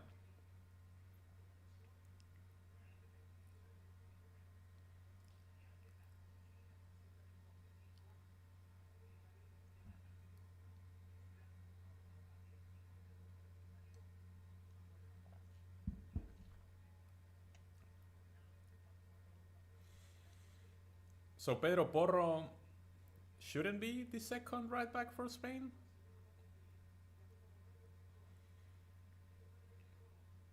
I mean, Carvajal as the main man. I find it so funny that Trent went over to Real Madrid and they still prefer Carvajal over him. How many teams can qualify tonight in South America? Well, if the results stand like they are right now, Paraguay, Uruguay, and Colombia will secure a spot in the World Cup. The three teams that were qualified before this window were Argentina, Ecuador, and Brazil. And the other three teams that can qualify directly, Colombia, Uruguay, and Paraguay, could join them tonight. Uruguay and Paraguay only need a point, and Colombia, if they beat Bolivia, they will also qualify directly, and then the only thing that will be left to be decided on the final match day will be who gets the intercontinental playoff spot between Venezuela and Bolivia. So we can have all 6 CONMEBOL teams that are going to the World Cup tonight. Oh, that was a bit too long from the pole. The pole tries to slide it backwards, but there was no one in the box to tap it in.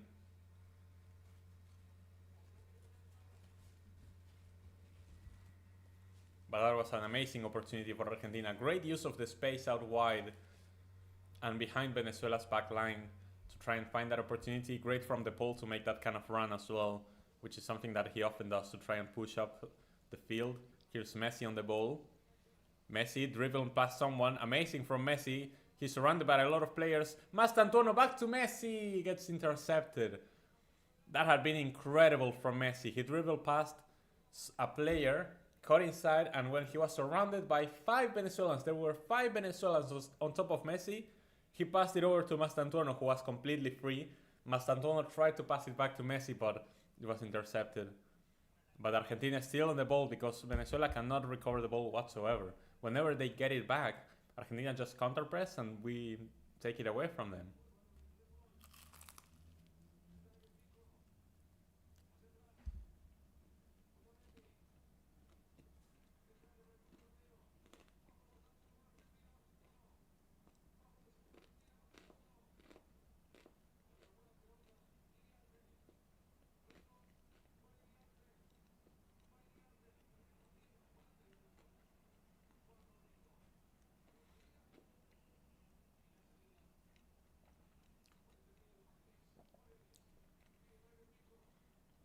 Yeah, Messi, he may not have the speed anymore.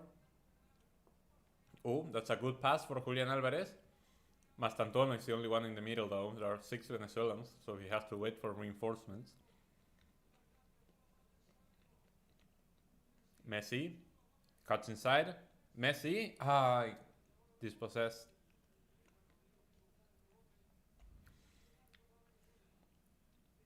In tight spaces, Messi is still incredibly dangerous. I was also gonna say I really like what I've seen from Mastantuono so far. I do think that Mastantuono is trying a bit too hard. Like, he's trying to make dribbles that are not necessary. He's getting dispossessed a bit too much. Obviously, he's getting dispossessed because he's trying, but I think that sometimes the easier solution would be to pass, and he's not doing it to try and show himself. I do think he's having a great game, but he needs to think a bit more about the team and not so much about himself. And that's weird because Mastantuono is like a really humble guy. He's really down to earth compared to like other kids his age. He knows exactly what he wants. He's very professional, but right now I believe that maybe the pressure is getting to him. Like, he thinks that he needs to show more if he wants to be in the national team. But if he plays for his teammates, I think that that'd be fantastic, and it'd be a great showing from him. This is what I don't want to spill it anything, but this is what the beef one looks like. No, see, and I spilled it. I told you I was gonna do that. That's exactly what I tried to prevent, and I still did it.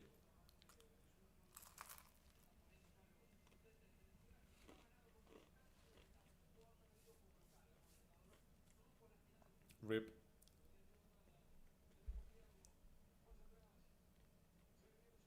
Yeah, trying a bit too hard.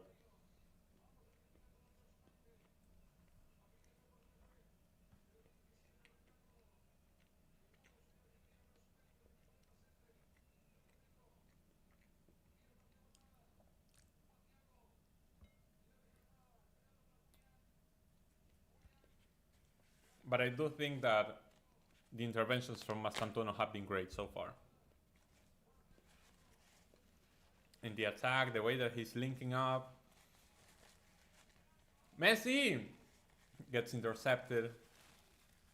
His shot got blocked, but nice fake out from Julian Alvarez, and the shot from Messi got blocked by a defender.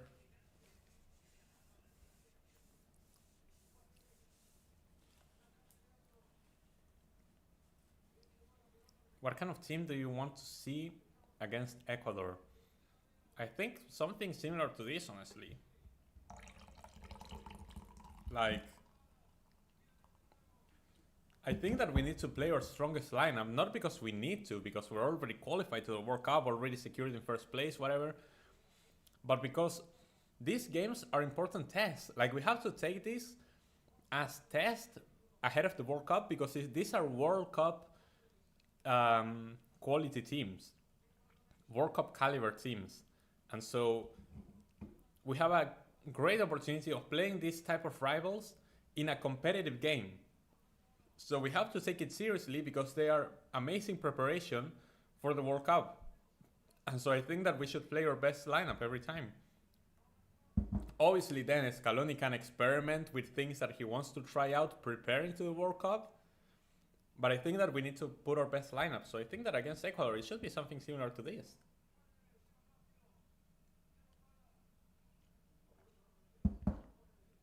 The Arrascaeta from Flamengo scoring for Uruguay, making it 2-0, and that basically guarantees that Uruguay will qualify tonight to the World Cup. Uy, Romo with the deflection. The ball! And there's a foul. So in the end, it's just going to be a free kick to Venezuela. But yet again, Argentina putting up the pressure and forcing Romo off his line to clear that ball away.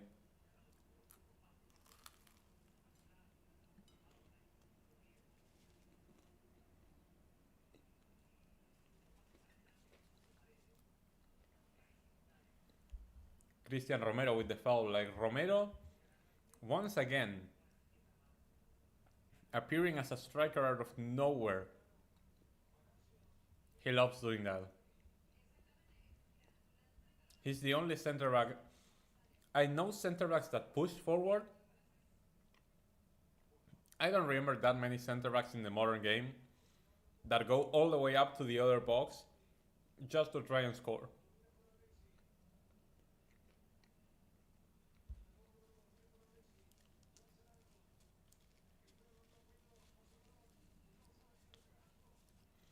Well, you see, because ever since the Nations League was introduced, European teams only play against themselves. And so that means that Europeans don't get to test themselves against the rest of the world, and the rest of the world doesn't get to test themselves against Europe. Which is like, I don't know if bad, I don't like it, but I don't know if it's bad. I cannot say it's bad, but I don't like it. And so Argentina has the same thing. Since the World Cup, we have not played European teams. I know that we can play European teams toe-to-toe, because we've seen it at the World Cup, but it's been a while since Argentina has played a European team, and it's been a while since Spain has played a South American team. The last time was Colombia in that friendly that Spain lost. the Munoz goal in Wembley. So like it's been a while since Spain has played a South American team, and it's been a while since Argentina has played a European team. And so the Finalissima will be very interesting in that regard to see the two best teams in the world, in my opinion, and your opinion as well, and see where does Europe and South America stand. Yeah, and a friendly against Ecuador because Ecuador have an elite defense, an elite midfield. The attack is like really bad. Like I don't know Ecuador's attack, but if you want a true test in how to beat a defensive team, Ecuador. Like go for Ecuador.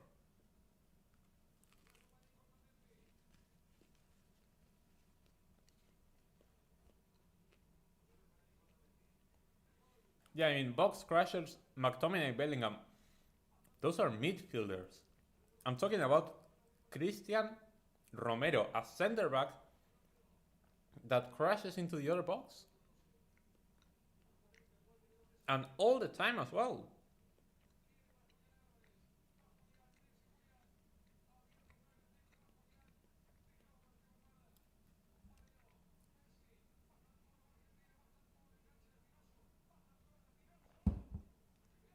Oh, that was a decent shot from Mastantuono. It didn't go that far. I was drinking, but great touch from Mastantuono. He's used to playing in this stadium. He's played for River Plate so many times. And yeah, he tries to curl it to the far post. Just over the crossbar. That shot from Mastantuono would have been a fantastic goal.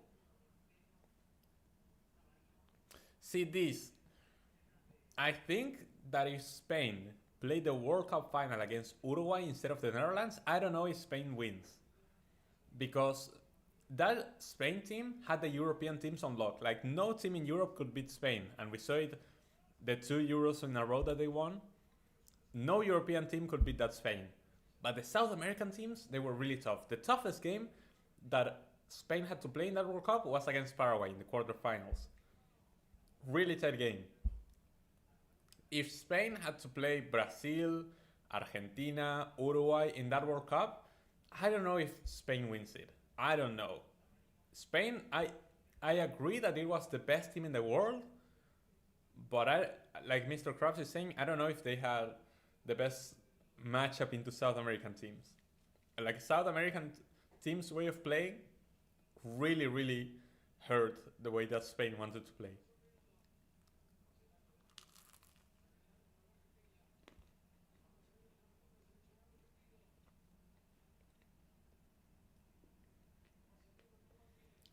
Nations League shouldn't be expanded how it is now. Okay.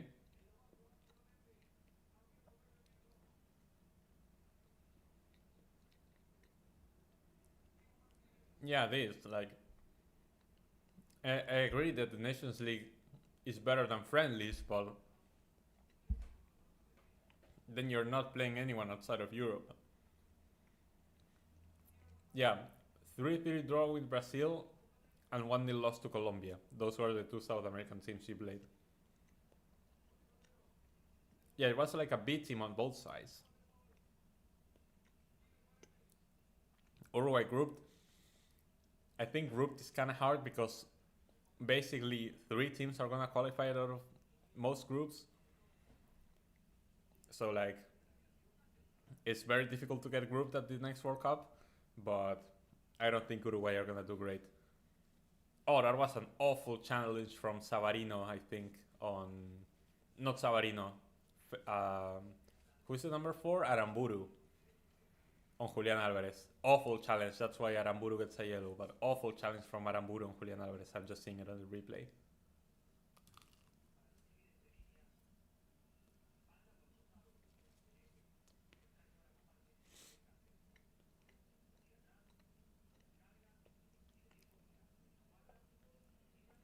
Yeah, you're right in that Spain did beat both Chile and Paraguay, and those were amazing Chilean and Paraguay teams. Those were not the Chile and Paraguay of today, like those were amazing Chile and Paraguay teams.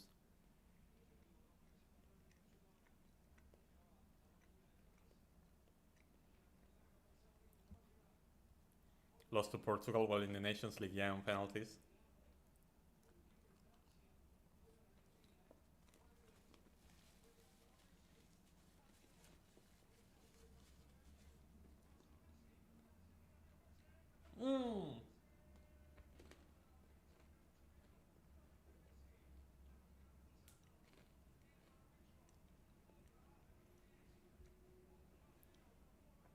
Man, I was too busy eating. What the fuck?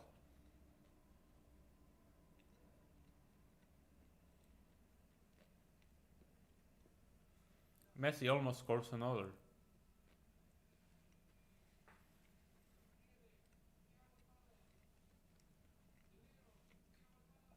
Oh, that's amazing from Messi.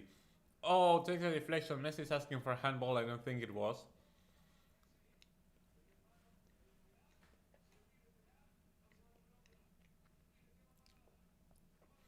Messi's playing so well, man. Like, besides, put the goal aside, Messi's playing so well. He's doing everything in this attack.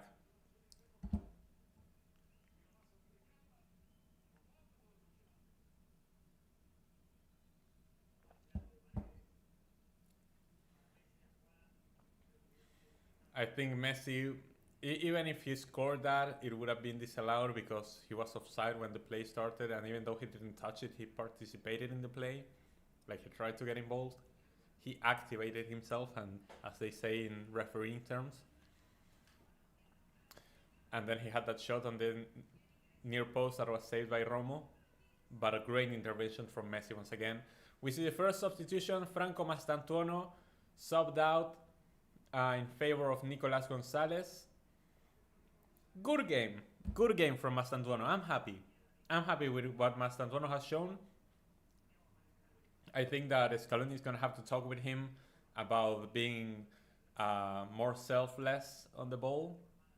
But the interventions in the attack from Mastantuono, like, they were great. I think that very, very positive start for Mastantuono, these few minutes that he's had.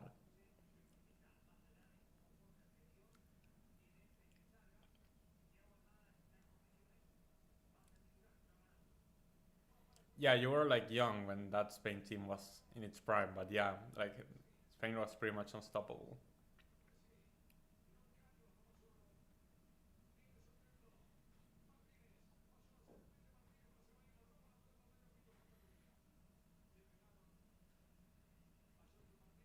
Cuti Romero now gets a yellow card. Very tough challenge on the newly on Joseph Martinez, who recently got subbed on.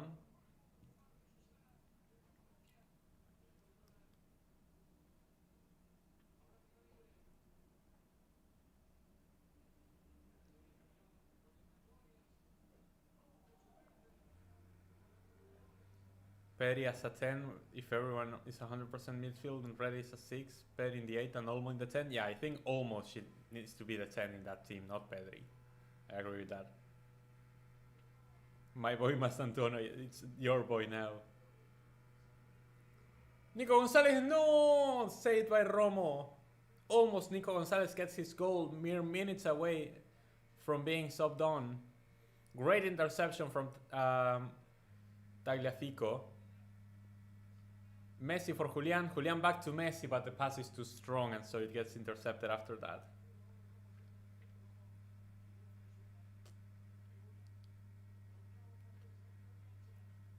Yeah, I agree with this. De La Fuente is good at setting up the team, but the in-game, not the brightest mind out there. But I respect what De La Fuente has done with his team so far.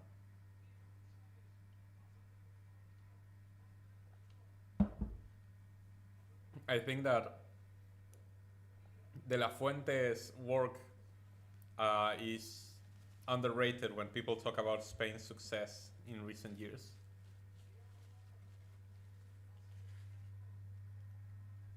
Messi inside the box. Let's see if he can put in a cross. Gets cleared away. No! Nico. What a miss from Nico Gonzalez. Or was it Thiago Almada? What an amazing play from Messi. Going out. No, Thiago. It was Thiago Almada who missed that. What the hell? Thiago Almada missed that.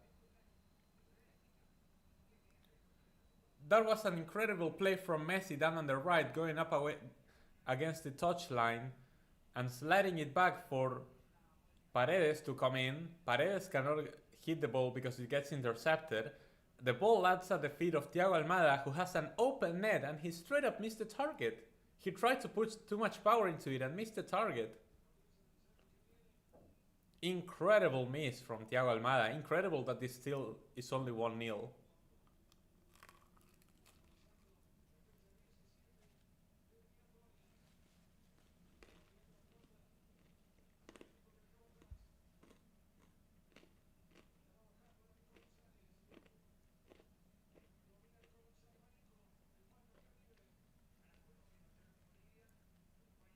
You think that Raya should be the goalkeeper for Spain ahead of Unai Simon?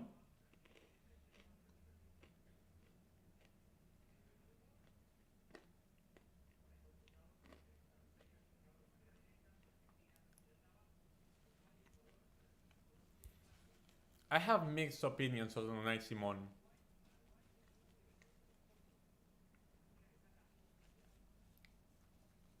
He's the type of goalkeeper that will make some incredible saves, but every game he has one mistake. One very grave mistake in him. And when you have one very bad mistake every game, as an international goalkeeper, eventually you pay the price. I think he's a great goalkeeper, Unai Simon. But if you have one mistake every single game consistently, like that's gonna cost you someday. Yeah. Joan Garcia, that's another shout. But Raya, I believe Unai Simon has better shot stopping ability than Raya, but yeah, Raya is more consistent. I can see that. Messi, with the chest, tries to cut inside, but there are so many Venezuelans, man. He can never find a shot.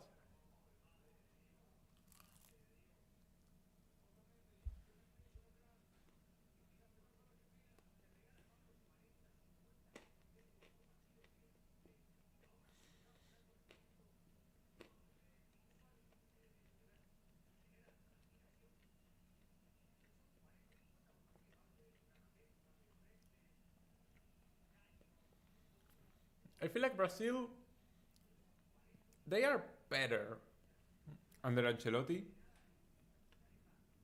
They are better than what they were under Dorival Jr., definitely.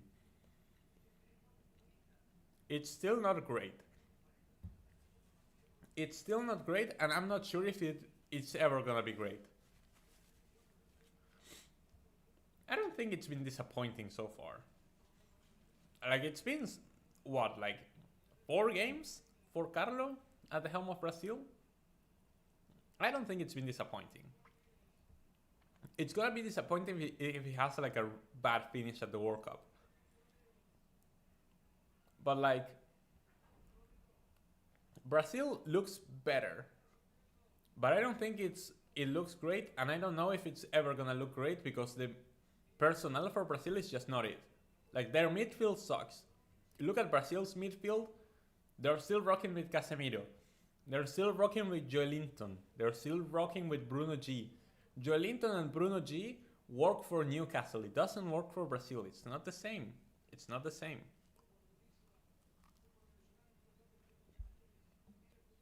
You have to figure out the attack. Vini is not playing. Rodrigo is not playing. You have a reliable striker in Joao Pedro. You still call up Richarlison. Where do you put Mateus Cunha? Where do you put Rafinha? The fullbacks are awful. So there are still many, many question marks around Brazil. And I don't think Carlos is going to figure everything out before the World Cup. So that's why I don't know if anything is going to improve to make Brazil a World Cup contender. I think they're going to be good, but I don't think they're going to be a World Cup contender. That's true what you're saying, Mr. Krabs. Like, Brazil was not great in the 2002 World Cup qualifiers, but they won the whole thing. Yeah, you're right in that. But back then, you look at the personnel that Brazil had, and they have a lot more quality than they do now. Brazil in 2002, you look at that team, it's absolutely stacked. It's just that in the qualifiers it wasn't clicking. Once it clicked for the World Cup, they were unstoppable. But in the qualifiers it wasn't clicking. Now it's not that it's not clicking, the players are not good enough. That's the difference between the 2002 Brazil and this one.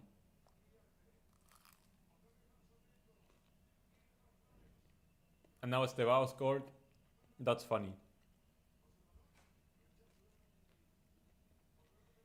Colombia is going to the World Cup as well. No. I don't think Neymar is coming back, sadly.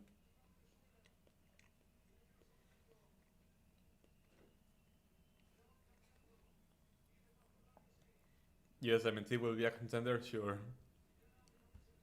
Yeah, if it wasn't expanded, Brazil may have not been pot 1 and they might have been in a position where they are not qualifying if they were, sleeping throughout these last few windows.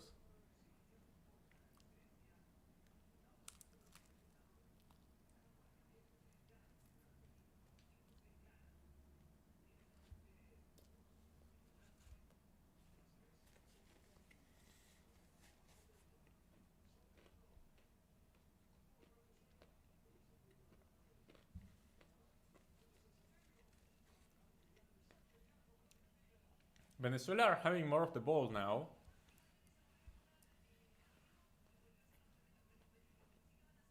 Venezuela are having more of the ball, but they're not really creating any danger. As we see, 2 more substitutions for Argentina. Leandro Paredes, who contributed massively for the first goal, subbed out in favor of Ezequiel Palacios. And the other person who contributed to that goal, Julian Alvarez, being subbed out in favor of the other striker, Lautaro Martinez.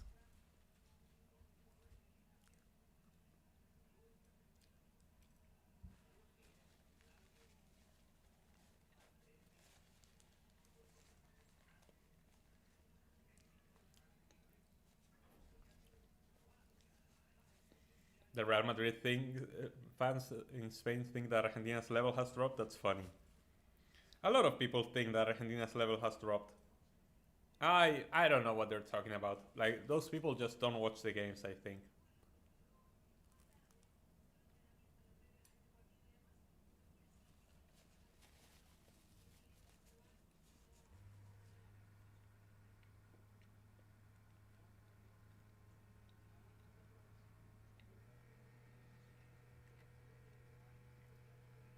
Bolivia can still make the playoffs in the final match day. They play Brazil at home.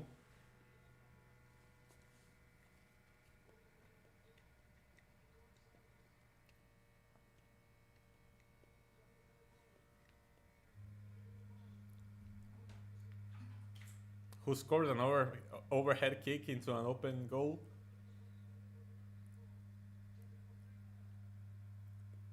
No, but Neymar cannot be selected into the squad in his current form. No way. You cannot justify that. It would be just because of the name. Why is Scaloni Armand and not trying younger fullbacks? The thing is that good young fullbacks like Barco and Julio Soler, they are left backs, and Tagliafico is an amazing left back and he's been super solid. If we had Barco and Soler level of players on the right back position, I would obviously start those ahead of Molina for these type of games. But we don't have those. Lautaro! Goal! Lautaro! 2-0. We were just coming off from a replay and 2 of the substitutes link up to find Argentina's second goal. Nico Gonzalez with the cross and Lautaro Martinez with a diving header just coming off the bench. He finds the second for Argentina. 2-0. Get in.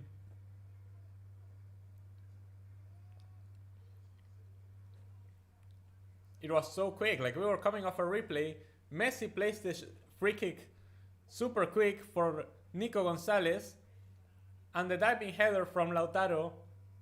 Romo with a weak response The header goes right at the keeper, but Romo is not able to deflect it. And just like that, 2-0.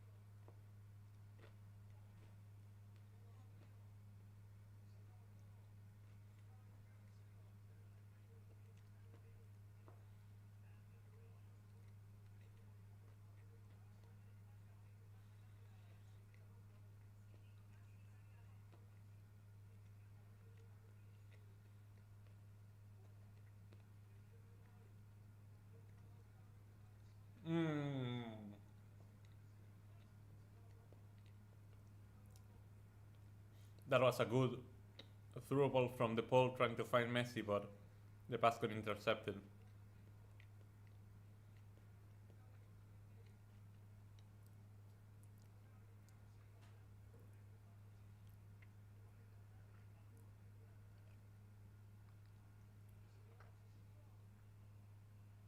I saw Real Madrid fans like dogpiling on Emi Martinez because of his failed move to United, and it was like, Emi Martinez has never played for Barca or Atleti. He's never played against Real Madrid. He's never said anything about Real Madrid, and Real Madrid fans hate him.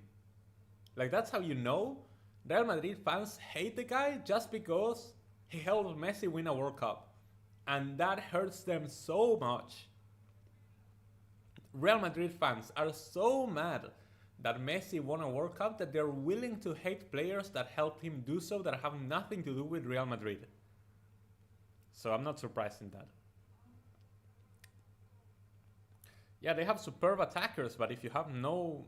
How do you fit them all into one formation? You can't. And how do you provide delivery? They have no service. Will Alan Varela feature in this window? I hope so, but even if he doesn't, I think it's extremely positive that he's part of the group and the camp.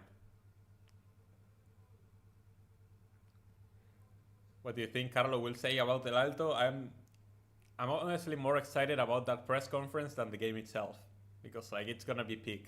Seeing Carlo complain about the pitch conditions and anything, it's gonna be crazy. I mean, yeah, that's really disgusting. It puts a lot of pressure on the kids, but at least Tebao has now scored. Tebao is really showing up. He's showing himself to the world, and I'm happy for that. Even if I don't want Brazil to do well. Uruguay 3-0. Fede Viñas. Yeah, we saw that. Oh, John Cordova scored. Okay, Mike is going to be interested in that. We're going to have to see what Michael Talks Football have to say about John Cordova now. Yeah, Brazil could be better without Neymar nowadays.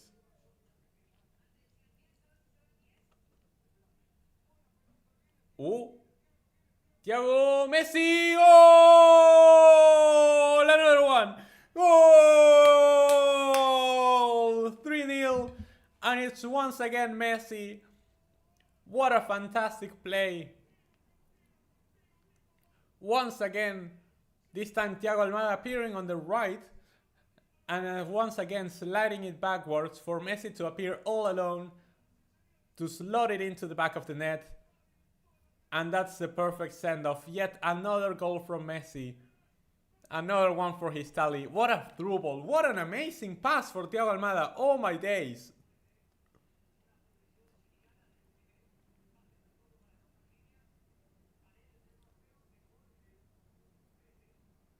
What a pass from the pole. What a through ball from the pole for Thiago Almada. And the rest is easy. After that through ball from the pole, Scaloni is just like, nah, you guys are just too good. That through ball from the pole for Thiago Almada sets it up perfectly. He lays it off to Messi, and Messi just has to do the easy work. We see two more substitutions. Nahuel Molina subbed out for Giuliano Simeone. So I think we're going to see Nico Gonzalez at right back. And we also see Nico Paz being subbed in for this final 10 minutes. I don't know who was subbed out.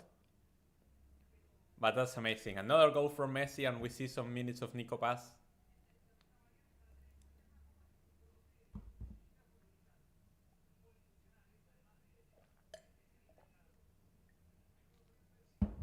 Nice, you will attend most of the games for England. That's amazing. Are you still doing vlogs on your channel, Mans? I don't remember the last vlog I've checked out on your channel. Because I enjoyed those a lot. Your match day vlogs were like really good.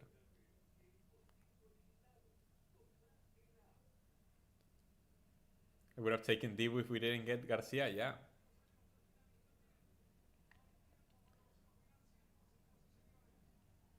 Yeah, exactly, Vladislav, but that's... I swear, most Real Madrid fans refuse to have a brain. I don't know.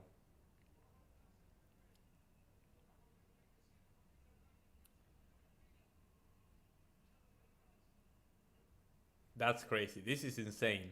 This is insane. That's really insane.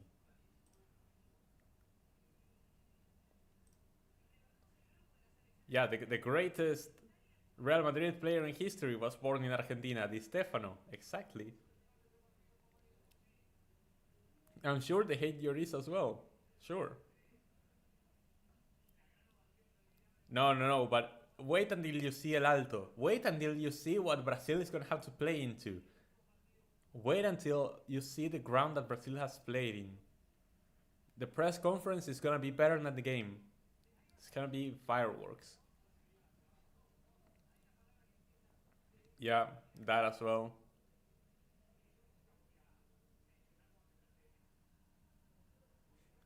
No, like if Pookie, if you check Twitter as well, Twitter Real Madrid fans that are named like I am actually not gonna complete that phrase.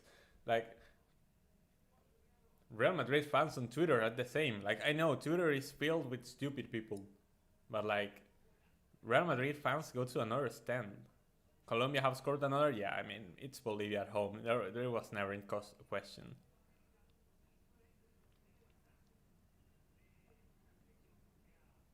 La mejor cosa que le pasó al fútbol, totalmente. Incredible from the poll, yeah. We see some of Nico Paz. That's exciting. The last time we won the Champions League, it was my 10th birthday, and Messi hit the celebration of my birthday. That's great. Oh, with putting Boateng on his ass, that was crazy. The memories, and to think it's coming to an end, man. To think everything that Messi has given to us and it's coming to an end. I just cannot believe it.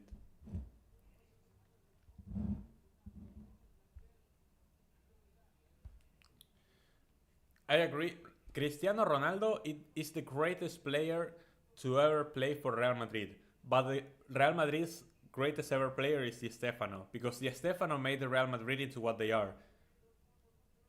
If Di Stefano didn't play for Real Madrid, Cristiano would have never played for Real Madrid because Real Madrid wouldn't be as big of a club as they are. Di Stefano is the entire reason why Real Madrid are the biggest club in the world. Those first 5 Champions Leagues in a row is what makes Real Madrid Real Madrid. Oh, that's a great through ball. Giuliano Simeone on the right once again. This is where we found most of our goals, but he passed it backwards. That's a bad pass. Good press. That was a bad touch from Nico Paz. Nico Paz looked rather nervous right there receiving that pass from Simeone. That was a bad touch. Like uncharacteristically bad because it wasn't like a strong pass or anything.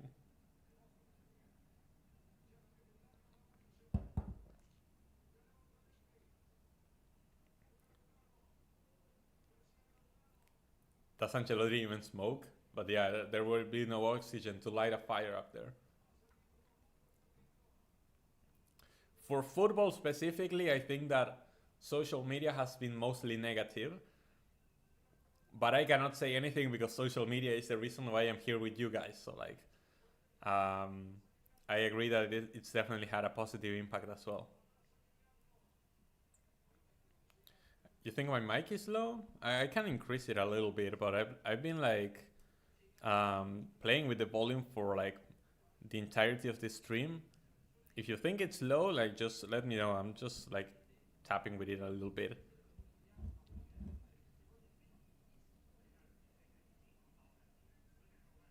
Quintero scored for Colombia 3-0.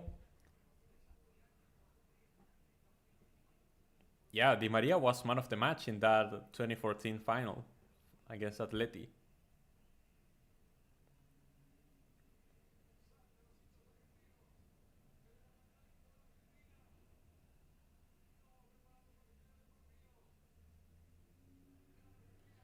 Yeah. Yeah, Messi cared more than anyone about the national team. He had won everything.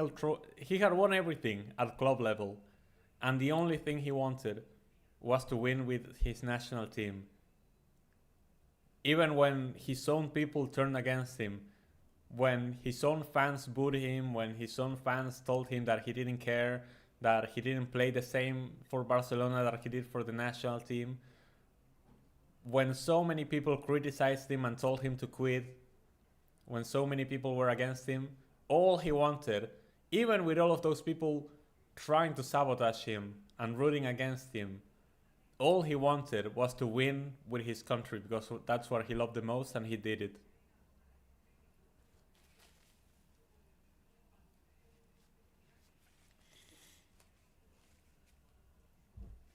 Yeah, Di Maria is also one of the most clutch players in history for the clubs he's played in and for the national team most.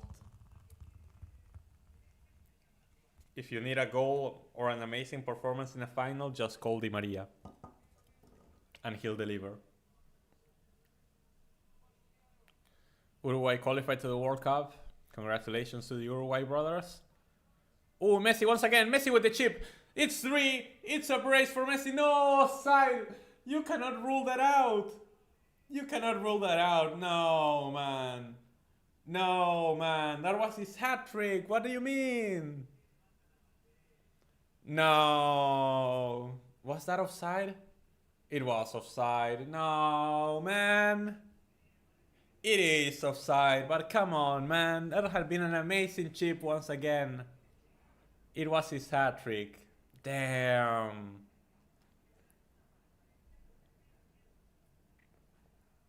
Damn, man.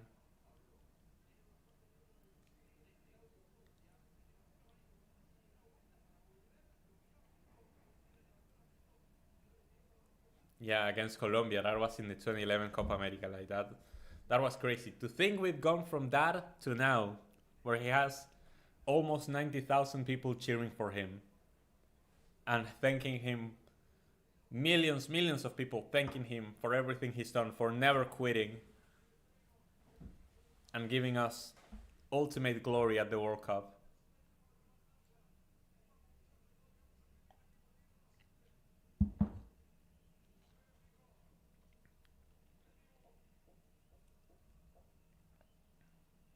Colombia qualified as well. I imagine that Paraguay is qualifying as well. Is that game still a draw against Ecuador? Oh, is that a penalty? Joseph Martinez inside the box. No penalty, said the ref before, but that's a free kick on the edge of the box for Venezuela.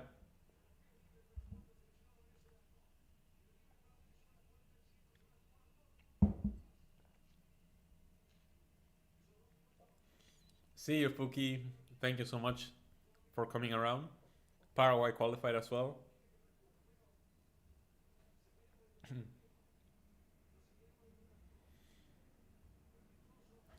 So we have all 6 countries directly qualified to the World Cup. Argentina, Ecuador, Brazil, Colombia, Uruguay, and Paraguay. The 6 CONMEBOL teams that will represent South America at the World Cup. And then we need to find out who's going to finish in the intercontinental playoff spot. Is it going to be Venezuela or is it going to be Bolivia? We'll have to wait until next week to find out. Nico Paz is like nervous. I think Nico Paz is just nervous in these final few minutes. I hope he starts against Ecuador. It's 3 minutes of stoppage time, I think.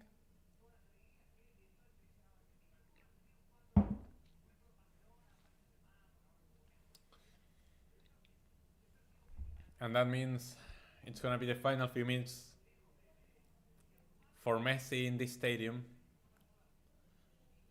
The last few minutes of Messi playing at home in the national team jersey. Soteldo is gonna take this free kick for Venezuela, hits the wall. Yeah, I hope Nico Paz starts next game as well. Peru eliminated, yeah, I mean, we knew it. We knew they had no chance, but yeah, I guess they are now officially eliminated. The others go to USA for burgers and fries, fair. Only Argentina will represent them.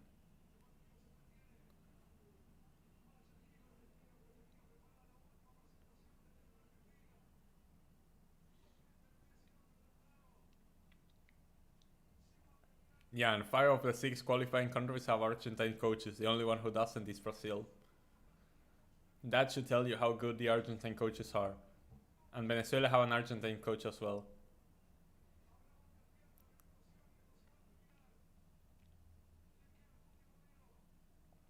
These are the final few seconds.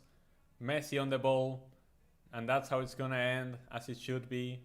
Passes it backwards. The ref blows his whistle, and that's it. That's it.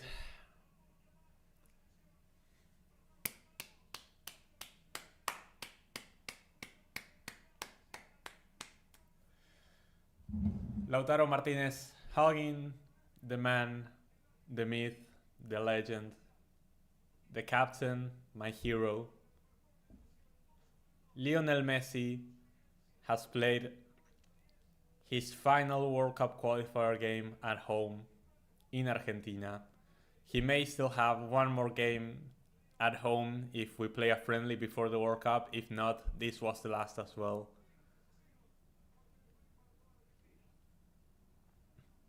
And just like that, Argentina have won 3-0, 2 goals from Messi, a goal from Lautaro Martinez as well. And the farewell to the best player in history before the national team heads off to Ecuador for final World Cup qualifier game. And after that, it'll be preparation for the 2026 World Cup, where Argentina will look to defend the World Cup trophy. Cheers, Messi. Gracias totales. Gracias por todo.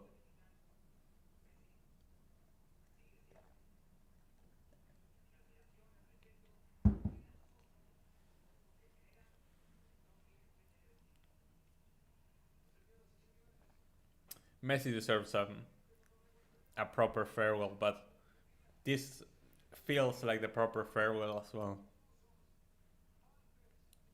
Yeah, Paraguay returns to the World Cup for the first time since South Africa 2010 as well. It's been a while since we've seen Paraguay at the World Cup, such a historic national team. They finally make it back thanks to the expanded format and thanks to Gustavo Alfaro. Yeah, Messi, more than anything, deserves a final game for Barcelona. He never got that. This is his final game for Argentina at home. But Messi never got a proper last game for Barcelona. He deserves that as well because of what he means to the club.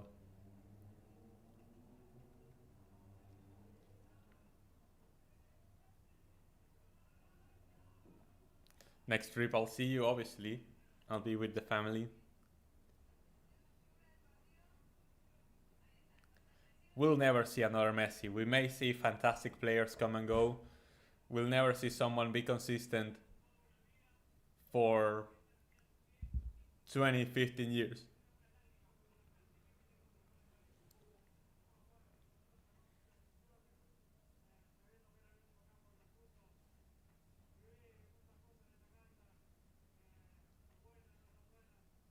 Yeah, farewell at the Camp Nou. Maybe after Laporta, something among the lines. Yeah, first time Paraguay will be at the World Cup in 16 years. Yeah, thank you so much, Mr. Krabs. Take care. Yeah, I want Messi to play against Ecuador as well. Yeah, final match day. All eyes are on Venezuela against Colombia and Bolivia against Brazil. That's it. The other ones are just preparation for the World Cup. Chile and Peru already eliminated. But yeah. Anyway, guys, thank you so much for tuning into the stream. I was surprised to see that many people, especially because I pretty much set up this stream last minute. But I was happy to see many people interacting. Mr. Krabs, Brandon, Vladislav, JGP, Mats before, Amit, Haris, Pookie. There was Kule before that.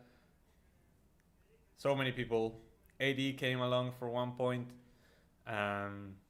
Thank you to everyone who's tuned into this stream because I set it up like pretty much last minute. Harris, thank you so much for joining.